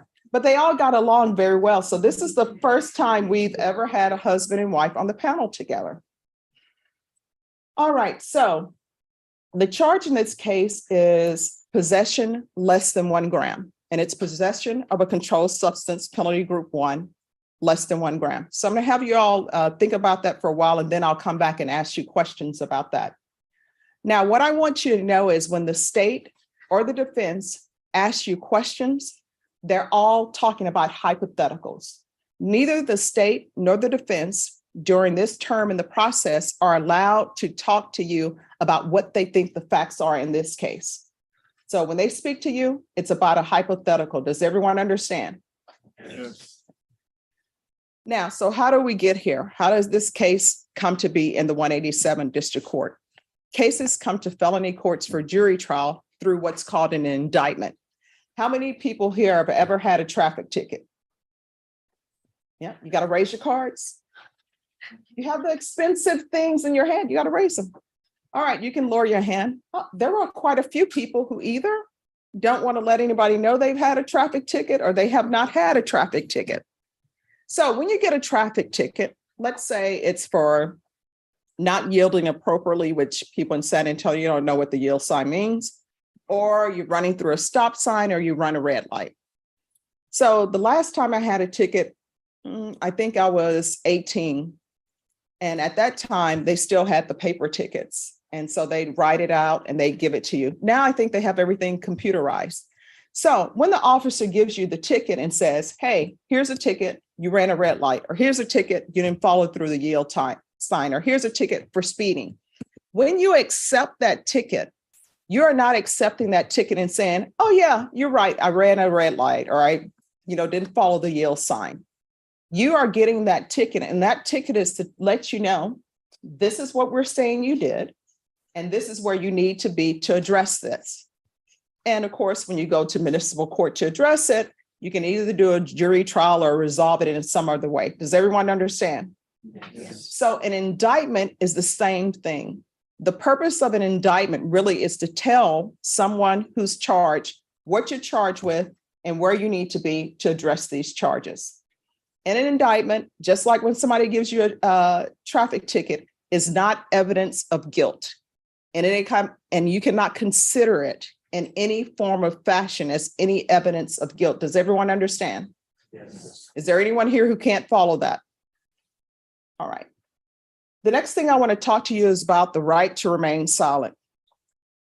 I always age myself when I say this. How many people have seen Mannix, Beretta, The Practice, Paper Chase? Oh, I see some people who are older. We all done. Okay. Thank you, number 6, 7. Well, everyone has a right to remain silent. And you'll see it, some like on Adam 12 or whatever, where they arrest somebody, or Hawaii 5-0, and they tell them they have the right to remain silent. So that's a constitutional right. So no one has to testify against themselves or give statements. And there are many reasons why people sometimes don't want to testify. Maybe they stutter. Maybe they're afraid of public speaking, because if you can imagine, public speaking, they say, is one of the worst fears that people have, or what people have the most problems with. So everyone who's charged with an offense has a right to remain silent, and you cannot hold it against them and consider it in any way. Does everyone understand? So sometimes people are like Miss Kravitz from Bewitched. You want to know what's going on, but inside the courtroom, in a court of law, you can't consider it whatsoever. Does everyone understand? Is there anyone here who will not be able to do that? All right, the next thing is everyone is presumed to be innocent unless and until they're proven to be guilty. The burden of proof, what is it? It's proof beyond a reasonable doubt. When I was in law school, we had to memorize the definition of proof beyond a reasonable doubt. If you didn't know it, you felt like a complete failure. And when you were trying to memorize it, you'd be like, I memorized it. Well, after my first jury trial, the next time I did a jury trial, guess what? They took away the definition. There's no longer a definition for proof beyond a reasonable doubt. I still remember it, but there's no definition for you because no definition exists. Now, as a former prosecutor and defense attorney, the way I would explain it to people would be by telling them what it's not. Next door, you all may have seen a beautiful courthouse with the red brick and the green rooftop. Over there, they hear civil cases. So in civil cases, they have different burdens of proof. They have proof preponderance of the evidence. That's one burden of proof. And usually you see that in your cases involving money, where somebody's suing somebody for money or car accidents, that type of thing. And that burden is really more likely than not. Proof beyond a reasonable doubt is not that burden, and it's higher than that burden.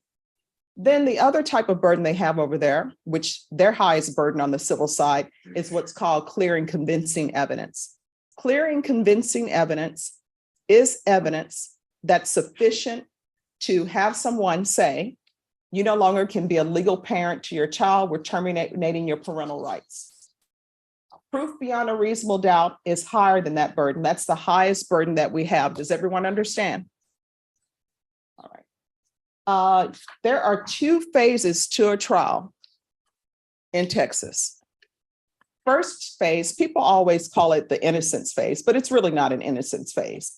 The first phase of a trial, the duty of a jury, or if someone were going to a bench trial, the duty is to determine whether someone is guilty or not guilty. Did the state prove their case or did they not prove the case? That's phase one.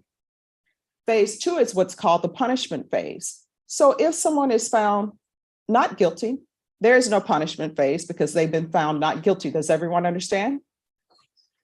Now, when people are going to trial on criminal cases, they have to make what's called an election of punishment. And what that means is they are not saying I'm guilty, but the law requires them to make a decision. If they were found guilty, will they go to the court for punishment, which would be the judge, or would they go to the jury for punishment? In this case, Mr. Medina has decided if he were to be found guilty by the jury, he would come to the court for punishment. Is there anyone who's going to hold it against him because he's made that election? All right. Is there anyone who has an issue that, hey, I'm deciding whether somebody is guilty or not guilty. If I were to decide they were guilty, I want to decide the punishment as well. Is there anyone who feels that way? All right. The next thing I want to talk to you about is the English language. I love languages. I'm originally from Louisiana. So of course I didn't know I would be in Texas. So the language I learned was French. I come to San Antonio, a lot of people not speaking French. So I have to tell my classmate all the time, you were right, I should have taken Spanish with you, but I didn't. So when I was in law school, I was surrounded by a lot of students who spoke a lot of different languages, and they tried to teach me some languages. You know, one of my classmates spoke Navajo, so she tried to speak me Navajo. One of my classmates spoke Arabic, so they tried to teach me that. So the only thing I've been able to learn is the term hurry up in every language. But I'm slowly working. So I think languages are beautiful things, but I have to ask, is there anyone here whose primary language is not English? Number 61. Anyone else? Usually we have about 30 people whose first language is not English. All right, number 61. What is Your first language. Spanish. And how do you say hurry up in Spanish? Apúrate. Did you write that down? All right. Have you been able to understand everything that's A Then- little bit. a little bit? Okay, how long have you been in the United States? 10 years. All right, did you go to school here? No. Okay. Oh, where did you go to school? Colombia. Okay, awesome. And how is Colombia? Should we visit Colombia? Yes. It's a All right, beautiful where should country. we go? Where should we go? If there is one city we had to go to, where would we go? San Andres Island. All right, so I'll put that on my bucket list. Yeah. All right, thank you so much. The next question I want to ask everyone is about travel arrangements. Is there anyone here who has to leave, go somewhere? You have non-refundable flights. You can't put them in my name. Is there anything like that where someone needs to be here? Number 66. Who else? 50, number 1, 52, and 5. All right, number 1. Taking our kids to Colorado this weekend. How old are your children? 2 years old and 4 years old. And when are you leaving for Colorado? Friday evening around 4 or 5 p.m. And do your children want you there? They want it to be an adventure for themselves. This time we're so good, so I think he's excited. Oh, wow. They're daredevils at that age, so he's not going to be afraid, but you will. Exactly. All right, so you're leaving Friday. What time is your flight? I believe it's either 4 or 5 p.m. Okay, so here's the thing. I guess your wife is in charge of the flights or something.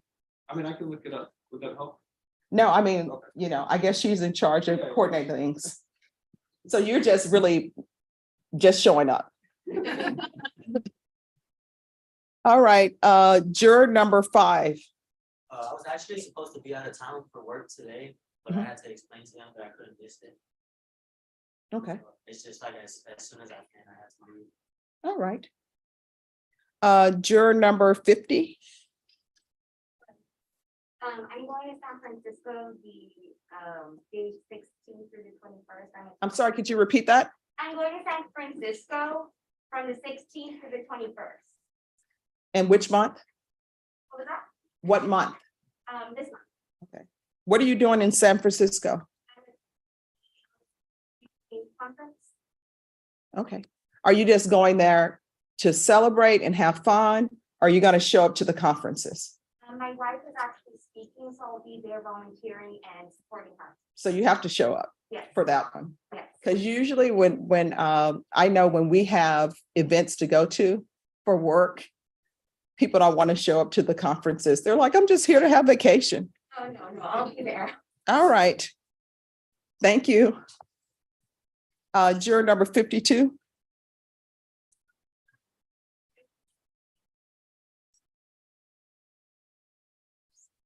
Mhm. Okay, where are you going? Colorado and California. And where is the marriage taking place? Santa Barbara, California. All right, so I guess you need to be there. Okay, all right, thank you, congratulations. Juror number 66. Yes, ma'am. I'm active duty military and BTY 27th February, I think till 4 March. It's for a conference for work, and then I'm also officiating a retirement. You're officially retiring? I'm officiating. I'm the officiating officer for an active duty retirement. Oh, okay, all right, thank you for your service. Anyone else? Oh, yes, number 14. It's gonna be like next month, March 26th. I'm going to the Philippines. I'm sorry, I'm going to the Philippines. I'll be gone for 2 months. all right, so what are you doing in the Philippines? To visit. I'll be attended wedding of my sisters, weddings. All right,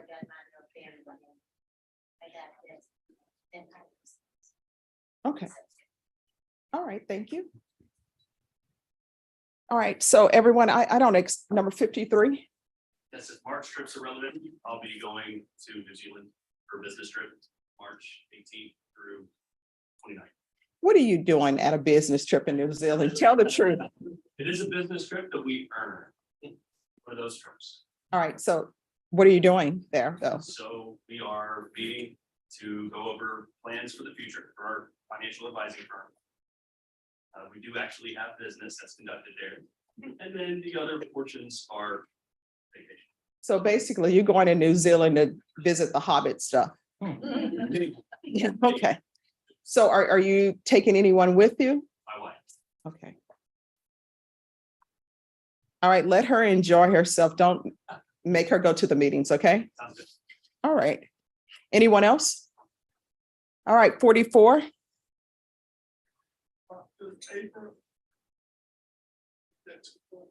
Oh, if we're still here in March and April, but hey, I like to hear where people are going, so. All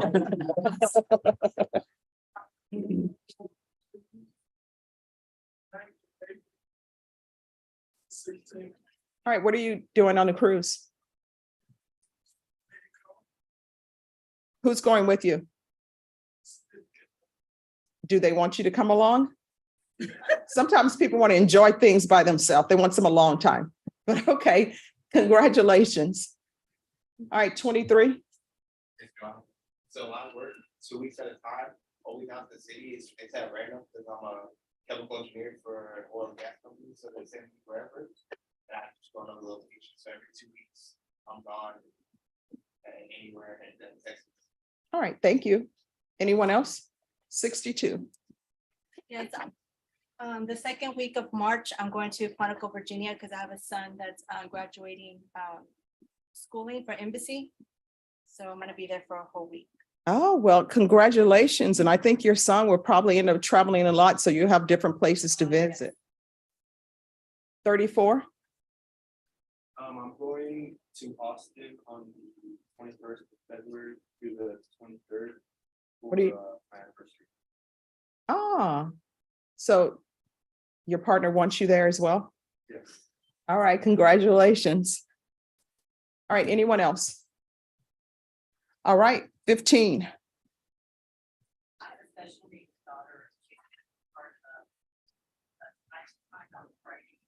And think of that as All right, so everyone remember to keep your voice up so the court reporter can hear. So it's this Friday? Friday, yes, this Friday. All right, well, tell her I said congratulations. That's awesome. All right, anyone else? 55.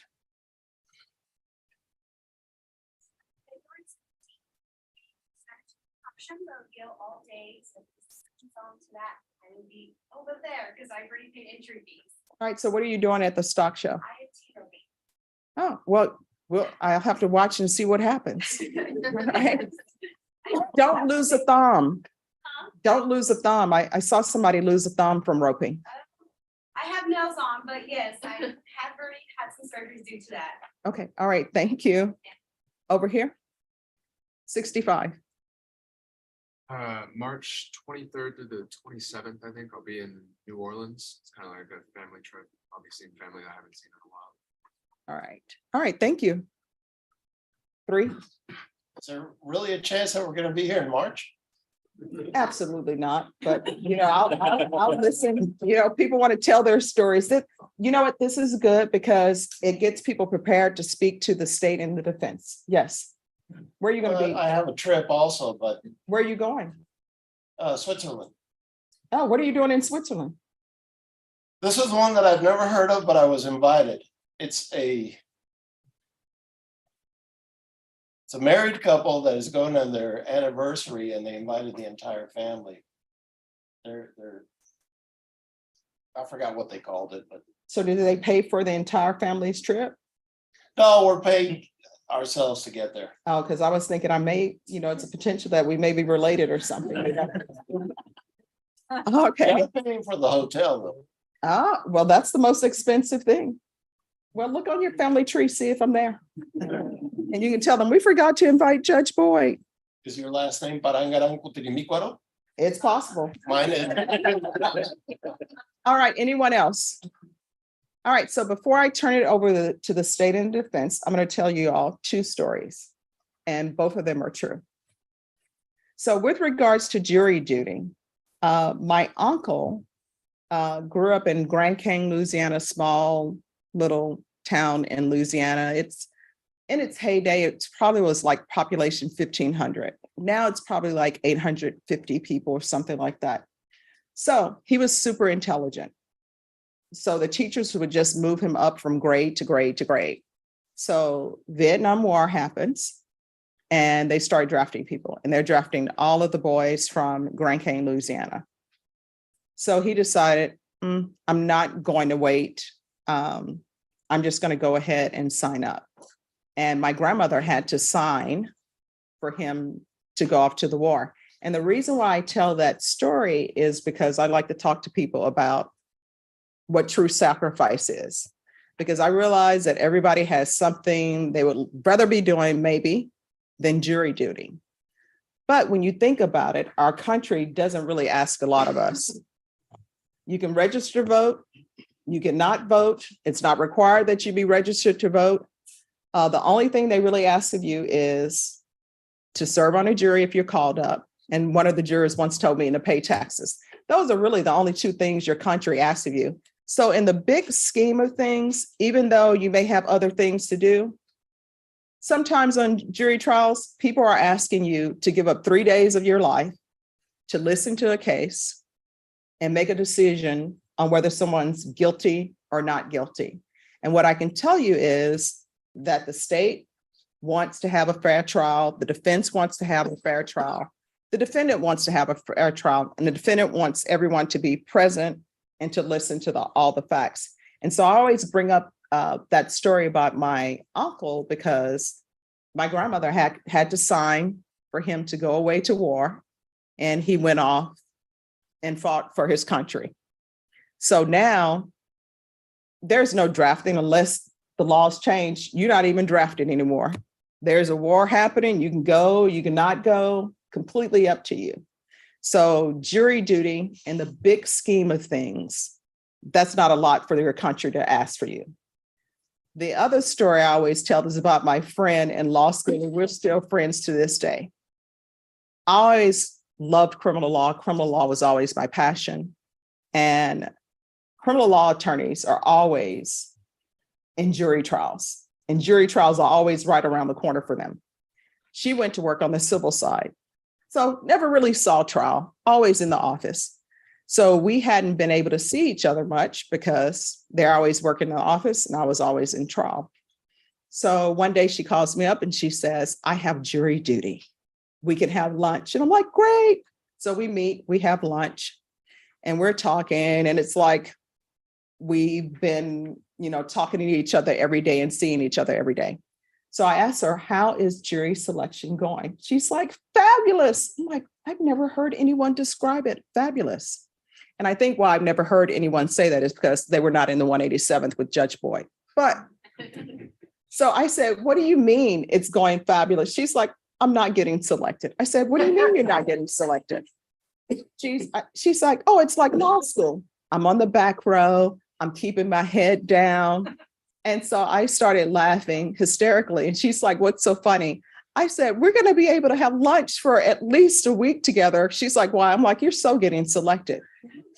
And she's like, why are you saying that? I said, because people who don't talk usually end up getting selected for jury trial.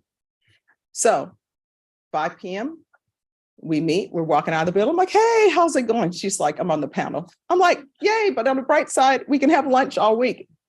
So I tell you that to let you know that none of your answers are wrong answers. Both the state and the defense are trying to get your feelings about different things. And if you ever need a break, just let me know that you need a break. This is all you have to do. Just do that sign and we'll know you need a break and we'll take a break. But when I excuse you for a break, everyone has to go on break. And so that means everyone has to leave the courtroom and look to your left, look to your right, please. That's your jury buddy. So when we take a break, You need to make sure that they're in line behind you when I tell you what time to be back. Got a great shirt, but All right. So with that being said, I'm going to turn it over to the state. State, are you ready to proceed? Yes, Your Honor. All right. You may proceed. Good morning, ladies and gentlemen. Again, I just want to echo what the judge said. Thank you so much for being here. Thank you for your service. And very similar to what she said, a couple of months ago, I got summoned. I was in your shoes, and they summoned me to jury duty on a civil case, and I had the same thought. I'm gonna sit here very quietly. There's no way they're gonna want another attorney in their house. Why would they want to keep me in there? Well, I didn't say much. I stayed quiet, and guess what? I also made it on that panel, and that case actually went through a whole week. So I understand, how it is, and I appreciate that you're here and that we took you away from your lives. I know how hard it is to be taken away from your jobs and from your regular lives and be at the mercy of somebody else. So thank you so much for that. So me and Daniel Escobar are here at the state. We are here in the state of Texas versus JAVIER Medina. And so the reason why jury selection is important is because this is the only time that we get to talk to you and address you. We don't unfortunately get to get into the case, so we do get to talk about the law and get a sense of where you all are, what your feelings are, right? Because what are we trying to do here? What's the purpose of jury selection? So we're trying to find a fair and impartial, 12 fair and impartial jurors that are going to be able to follow the law. And what do I mean by fair and impartial? So I know that all of us, we want to think, I can be objective, I can be fair, I can be just, but sometimes the truth of the matter is that we all have biases, right? Either they come from our personal experiences that we've had, or they come from our personal belief or belief system. For instance, this morning, so my example for this for biases was always, when I was in law school, my car got broken into. They popped the lock. I was having a 30-minute lunch. They popped my lock. They stole my laptop with all of my notes, and it was right before finals. So if I would have been summoned to a jury trial and the case was a burglary building, I probably wouldn't have been a good juror because I wasn't going to be able to separate my personal experiences and listen to the facts objectively. Even if I wanted to, I was going to have that traumatizing event was going to stay in my mind and present during that trial. And that happened 10 years ago. This morning, it would have that my car was broken into again this morning. So again, if I would be a terrible juror in a burglary vehicle trial. So that's kind of what we're trying to do here, right? So we know we don't get to get into the facts of the case, but we know that this is a possession case, right? A possession of a controlled substance. And another thing, not just about biases and setting aside our biases, but we also want to be able, we want the 12 jurors to be able to follow the law. For instance, there's sometimes laws that, we as citizens, we may not like, the judge said, we're not required a lot of it, but we have to pay taxes. Can anybody here say that they love paying taxes? No, right? But we do it because it's the law and that's required. And that's also, we're not just trying to get a fair trial for the defense, but also for the state, right? That we are going to be able, those 12 jurors are going to be able to follow the law, even if they might not agree with it, right? So that brings me to, like I said, we're not allowed to get into the facts or anything about the case. But we do know that it's a case where it's possession of a controlled substance and it's less than 1 gram. So I want to talk about that. There's in many states, there's a trend of decriminalizing certain drugs, right? Most, recently we have had marijuana. There's been a trend to want to decriminalize marijuana, and it has been in several states, right?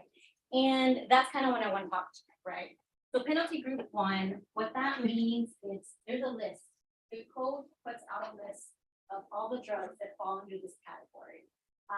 Some of them are cocaine, methamphetamine, things along those lines, right? And so I wanted to ask you, how many of you think that possession of those drugs, types of drugs, cocaine, methamphetamine, should be legalized. So the first option is, how many of you feel it should be fully legalized? Our second option is how many of you think it should be decriminalized, but, only for the small amounts, to decriminalize small amounts. Or we should just not, the government should not be regulating drugs and these drugs. So by raising your numbers, I feel that it should be fully legalized. The drugs like methamphetamine should be fully legalized. Number 15. Anybody else? On this side, anybody? Okay. How about number B? How many of you think that it should be decriminalized, but only for small amounts, like less than 1 gram?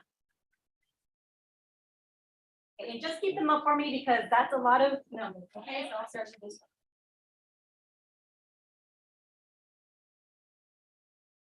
Do you want me to say the numbers out loud?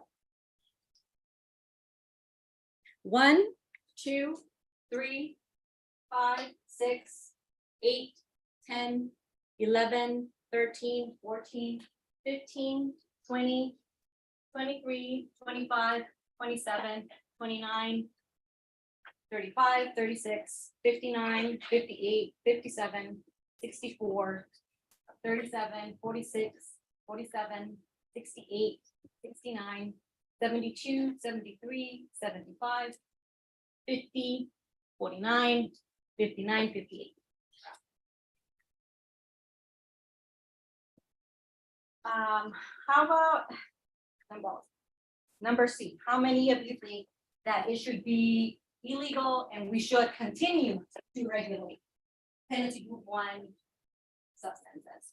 Okay, 9, 7, 17, 18, 19, 22. You can lower it down as soon as I say your number. 24, 26, 28, 60, 30, 31, 32, 33, 4, 38, 40, 41, 42, 43, 52, 48, 53, 55, 56, 61, 65, 66, 67, 70, 71, 74.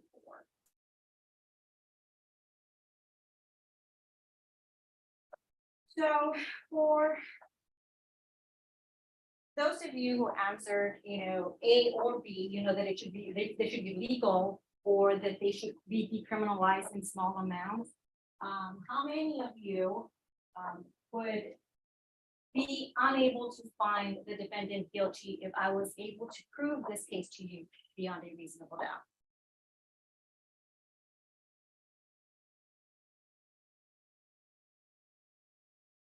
That brings me to the next question. How many of you think that drug crimes are a problem in our community?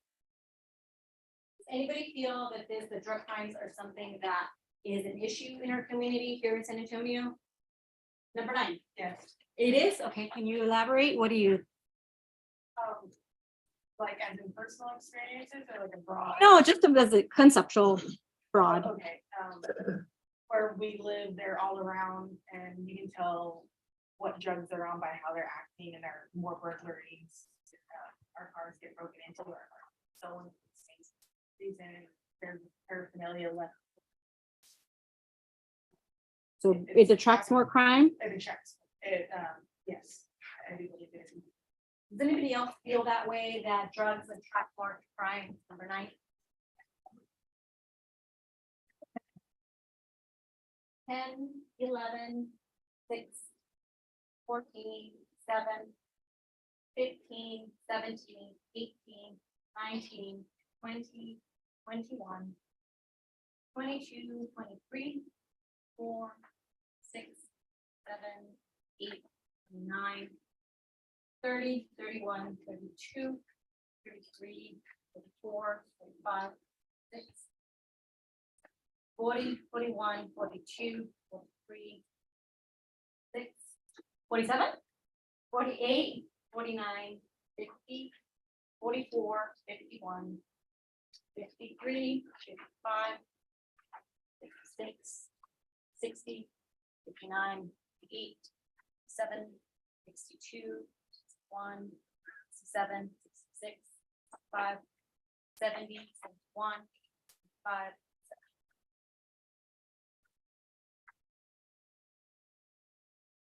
Well, as the judge mentioned earlier today, the burden of proof rests on the state, right? We have to prove this case beyond a reasonable doubt. But what is it exactly that we have to prove, right? And these are the things that we have to prove that on or about January 11th, 2022, that this crime happened in Bexar County, Texas, that the defendant, that it was Javier Medina, who intentionally and knowingly possessed a controlled substance, methamphetamine, in the amount of less than. That's what we have to prove, and nothing, these are the elements, this is what we call the elements. And this is what we have to prove beyond the reasonable doubt. Okay?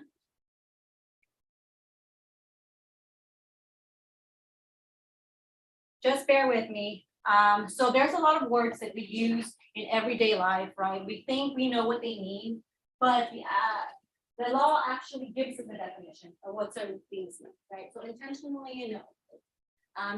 When somebody acts intentionally, they act or with intent with respect to the nature of his conduct, to the result of his conduct when it is his conscious objective or desire to engage in the conduct that causes the result.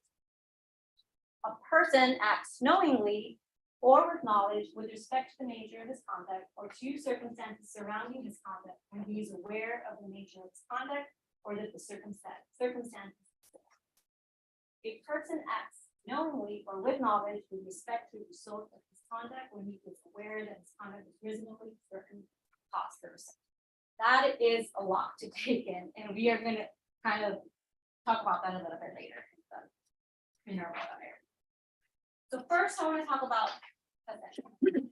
So this is another word that we use every day, right? I think we know what possession is, right? So, but the law says that possession means that it's the actual care, custody, or control or management of a thing, of something. You possess something voluntarily when you obtain or receive the thing possessed, or you're aware of your control of the thing for sufficient time to permit him to terminate his control. What does possession not mean? So like I'm saying, so when we talk about possession in everyday life, we think it has to be the owner, right? But it does not mean the owner or the person who bought it. If I take my co-counsel's, notes, they're not mine, they're not legally mine. I may not have bought them, but I'm in possession of them, right?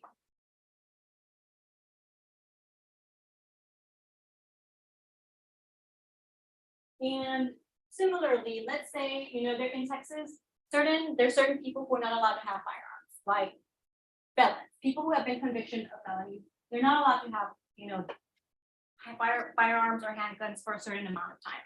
Let's say that a person who was convicted of a felony, they know they're not supposed to have any handguns. They go and they buy a handgun. He did that intentionally, right? He knows and he is intentionally possessing this.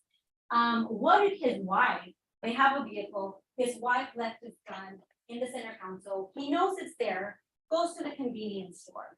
He knows he knows it's in there. He knows he's not supposed to be around them. He goes on maybe a road trip, maybe not just a convenience store, he goes on a road trip, but he leaves the gun in there. It may not be his intention, he didn't go grab it and put it in the console, but he knew it, and so the key here is he had control of it. He had the ability to get rid of the firearm and be like, hey, you left your firearm right there, take it. So what's key with that is he had care, custody, control, and management, right? He had the ability to discard the gun, and he did it.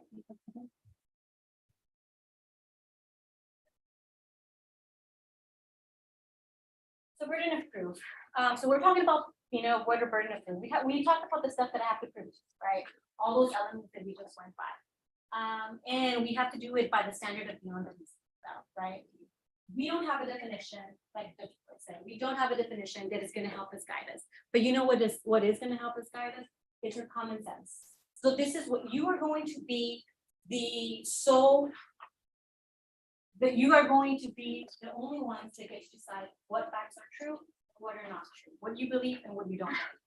Questions of law belong to the judge. So these are the things, I know that it's a little bit intimidating. It may be a little intimidating when you come into a courtroom. You're not familiar with the criminal justice system. We may be thinking this is much more complicated, or we may be thinking too much into it, but we do this every single day. We use our common sense. When we interact with people, we are able to decipher whether they're telling us the truth. How many of y'all have children here? Okay. Have your children ever lied to you? Yes, of course. And how did you know they were lying? Give us an. How do you know? Okay. But okay, so. Okay, so you use your confidence, right? So that's really what you're gonna do. You're gonna hear the evidence, you're gonna hear the testimony, and you get to use your common sense. It's not rocket science, we're not trying to make this more complicated. You get to decide what you believe, what you don't believe. You can believe what the witnesses say, all of it, some of it, or none of it. And you use those tools that you use on a daily basis, your common sense. And we ask that you bring that here. So even though we don't have a definition for beyond a reasonable doubt, we do know what it doesn't mean. It doesn't mean beyond all doubt. It doesn't mean 100% certainty. If it was beyond all doubt or with 100% certainty, what would I have to do to be beyond all doubt? I would have had to be there. You would have had to be there for it to be beyond all doubt. So that's not what it is. Possible does not mean reasonable, right? So this is beyond a reasonable doubt. So if you have a doubt about something, it has to be reasonable, right? And it has to go to one of the elements. Like, let's say, I prove all the other elements, but it happened in Austin, then I didn't prove all of my elements. It didn't happen in our jurisdiction. It didn't happen there. Can anybody tell me what we're looking at here on the screen? Number 13, an elephant in the room. And how are you able to tell that? I'm sorry, I can't hear you. Oh, I'm sorry, because he's in the room. Okay, so you see a piece, do you have all the pieces of the puzzle? No, you don't. No. But you still, okay, could it be something else? It could be. Okay. Then is it reasonable? Is it possible? Yes. Possible, but not reasonable. And that's what we're doing here. I know these are very simplistic, very simple examples, but that's just to illustrate that what we're doing here, it's not rocket science, right? You're going to listen to testimony and you're going to get to decide, did this happen? Beyond a reasonable doubt, all right? So what happened here? Okay. Could it have been number 6 with children? Is it possible? It's possible, okay. But when we look here, what is important about here is we look at all the circumstances, right? What do we see? We see a puppy. We see a mess. Did we see it happen? No, we didn't see it happen. Is it possible that it could have been one of your kids? It's possible, but it's not reasonable. So with that being said, you have to ask yourself, once you finish listening to all of the evidence that was presented to you, you have to ask yourself this question. Do you have a doubt? Is that doubt a reasonable doubt? Not just a possible doubt. And does it go to one of the elements? Okay, not motive. If you have a doubt about the motive of why someone did it, well, guess what? A motive is not part of the elements that I have proved. So that does not come into play with your verdict. Okay? Does everybody understand that? So what kind of evidence can I bring in to prove that this case happened? Y'all are cheating, because now y'all know who I'm gonna. So give me an example. Number 19. What kind of things can I use to? Sorry. What kind of things can I bring to prove this case? What kind of evidence do you expect to see? Video. Right. Testimony. Exactly. So yeah. And with regards to witnesses, you know, there it's a likelihood that you may hear from police officers. And that's another topic that, you know, it's when I'm talking about those belief systems, those biases, most of us have a position on law enforcement. You know, this is something that has been in the news a lot, right? And that's something that I wanted to talk to you, right? What your feelings are about law enforcement. Has anybody here had a negative law enforcement? If you grade school or number, if you had a negative experience? 51. Would you like to share that with us? I truly feel like I was. So it was a traffic. You didn't think that you were speeding? That's correct. Okay.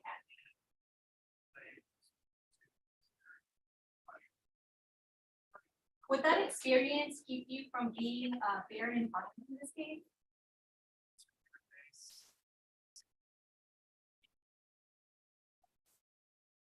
I'm sorry, I can't hear him. Probably not. How about anybody else? Has anybody else had a negative, yourself or maybe a family member who has had a bad experience with law enforcement? Number 57? Yes, ma'am. In my youth, I was pulled over and was searched. My vehicle was searched. The officer, it was a small town, but the officer told me he was looking for a certain kind of vehicle, and the description he gave wasn't even the vehicle I was driving.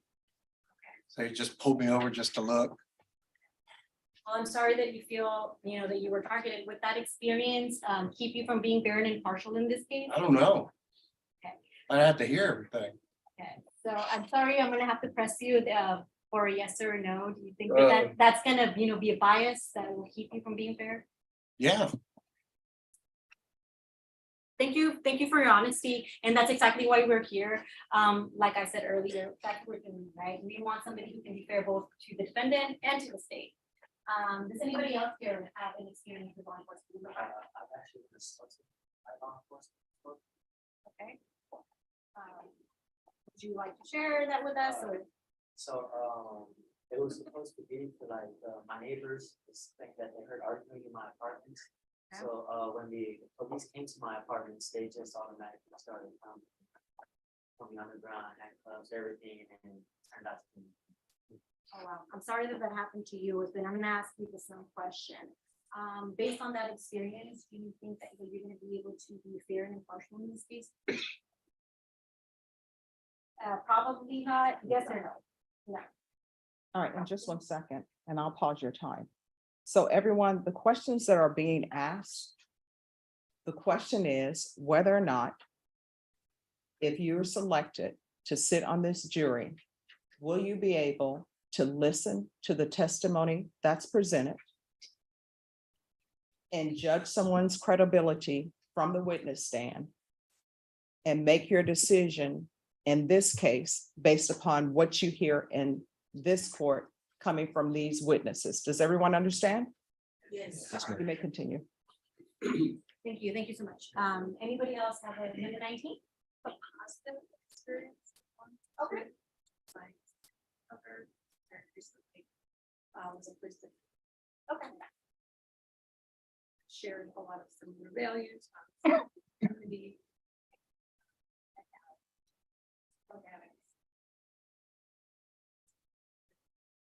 And I'm sorry, could you make sure you keep your voice up so the court reporter can hear? Thank you. I have had a positive experience with law enforcement. It was nice to get other.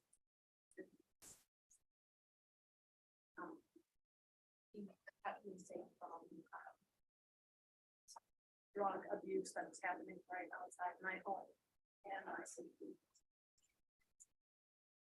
Yeah, but there's some. Would you still be able to be fair and impartial in this case and listen to the witnesses? Likely not.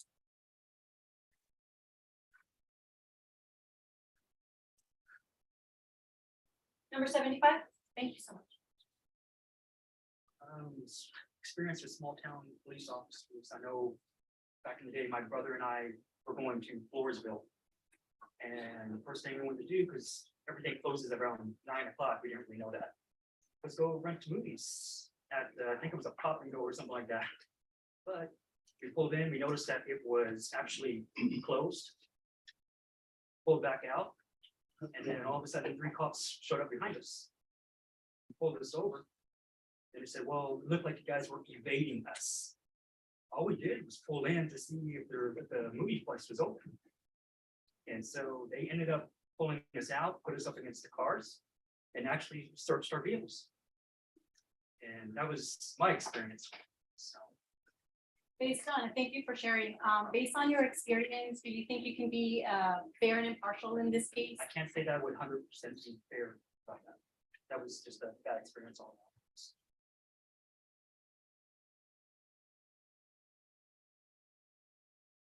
Anybody else? Number 5. Yes, there have been different occasions where my significant other parts and looking into or not. And I called law enforcement, but I never had any follow-up. Or I was told, there's nothing we can do about this. So there's just that distrust of, Distrust. Based on your experience, would you be able to set aside that experience and still be fair and impartial in this case? No. Thank you. Number 31. This was a few years ago, regarding the victim, he actually, was in the trial where he got indicted. And one of the testimonies that was by an officer who actually took in an issue that was something I feel that was not regarding the case. But their testimonies based on what I know, based on friends who were at the location as well, who I feel were trustworthy. I felt that I cannot 100% agree with the testimony of the officer at this point because it has been pretty biased. So would that experience with your brother keep you from being fair and impartial in this case? It just depends based on their testimony. I wouldn't be able to fully say that they're giving the correct testimony because I feel that You wouldn't be able to set that experience aside. Number 62. One of the issues right now is our neighbor. There's a lot of prostitution, drugs going on right now. And every time we call the cops, they don't do anything. There was an incident about a month ago where one of the guys that was living there had got stabbed. The cops came. It was a big old thing. It came on the news and everything. And they still don't do anything. And we keep on telling them, and there's nothing, they still haven't done anything. So I feel in this case that, I couldn't, you know what I mean? So. You wouldn't be able to set that aside and No. be fair and impartial in this case? No, I wouldn't. Thank you. Thank you so much. Anybody else? Anybody? Number 44? This happened to me out of state. I got up early one morning from work, and I had to take some license. And they pulled me over. Drug call and said such a thing. I was driving speed and they had over looking at myself. I came out of state. And driving speed. Sorry, can you speak up? I'm sorry. Not after that fact, Can you repeat that? I'm sorry. because I was like, Oh, okay, I'm sorry. Yeah. And do you think that based on that experience, would you be able to set that experience aside and be fair and impartial in this case, or do you think that's going to impact the way that you assess the credibility of law enforcement? Sorry? I believe it will.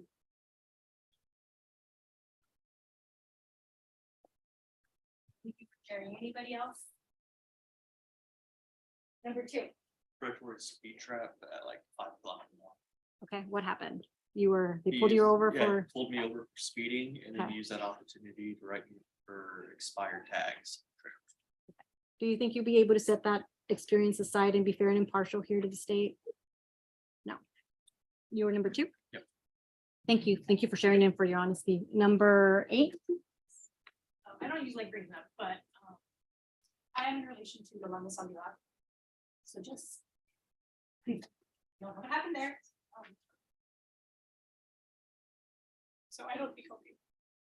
You wouldn't be able to set that experience aside and be fair and impartial in this case? You were number 8. I'm so sorry that you had to talk about that, but I really appreciate your, that you're being forthcoming with us. Thank you so much. Anybody else? Number 3. My brother, he's kind of like the black sheep to the family, so he has been around with law enforcement a lot. But one time he got pulled over simply going to the store, and they randomly just pulled him over, and kind of similar to this case, they did find possession. But at the time, my brother was not working, and had insurance, and he had a lot of back problems. So a friend of him who is prescribed provided him payments. When the cops put him over, he described of them both doing the experiment spot, when someone wins the game. I'm sorry, sir. I need you to speak up, please, and if you can repeat what you said. Sure, from the beginning, You pulled him over and he was doing, they pulled him over and they did find possession of controlled substance, so something similar here. He was going through back problems, and I'm not sure what it was, but it was supposed to help with the pain. After they pulled him over, they found that they kind of cheered in front of him. And ever since then, even though I didn't see it, but my brother's always been the one who gets pulled over, just judgment of tattoos or just the way he looks. That's kind of what it always affects. Well, I'm sorry that you feel your friend is being targeted.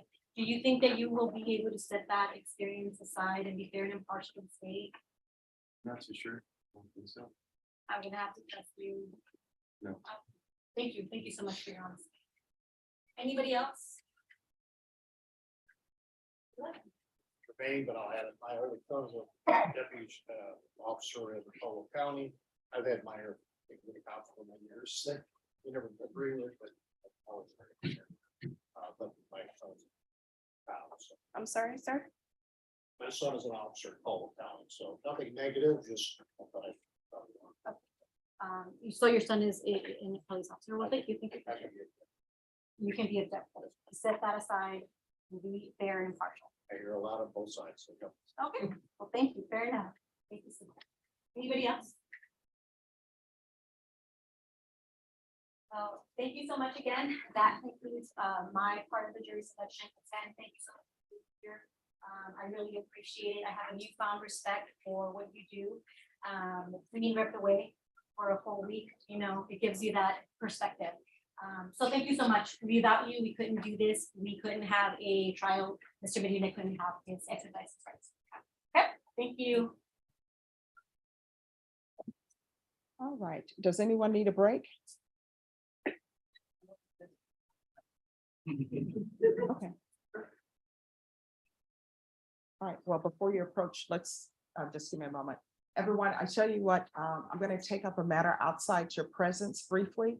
So I am going to give you a short break here, then we'll come back. So let's come back at 11:55. And remember, look to your left, look to your right. Make sure everyone is back. So everyone, please rise for the panel. Yes. Even number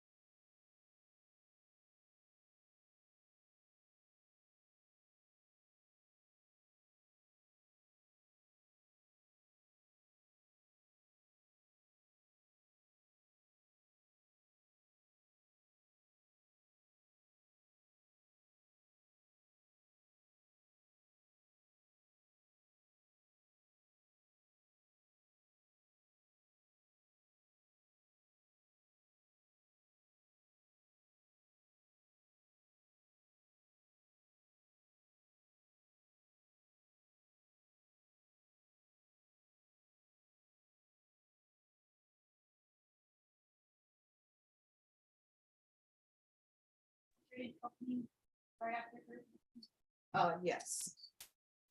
So, Mr. Hicks.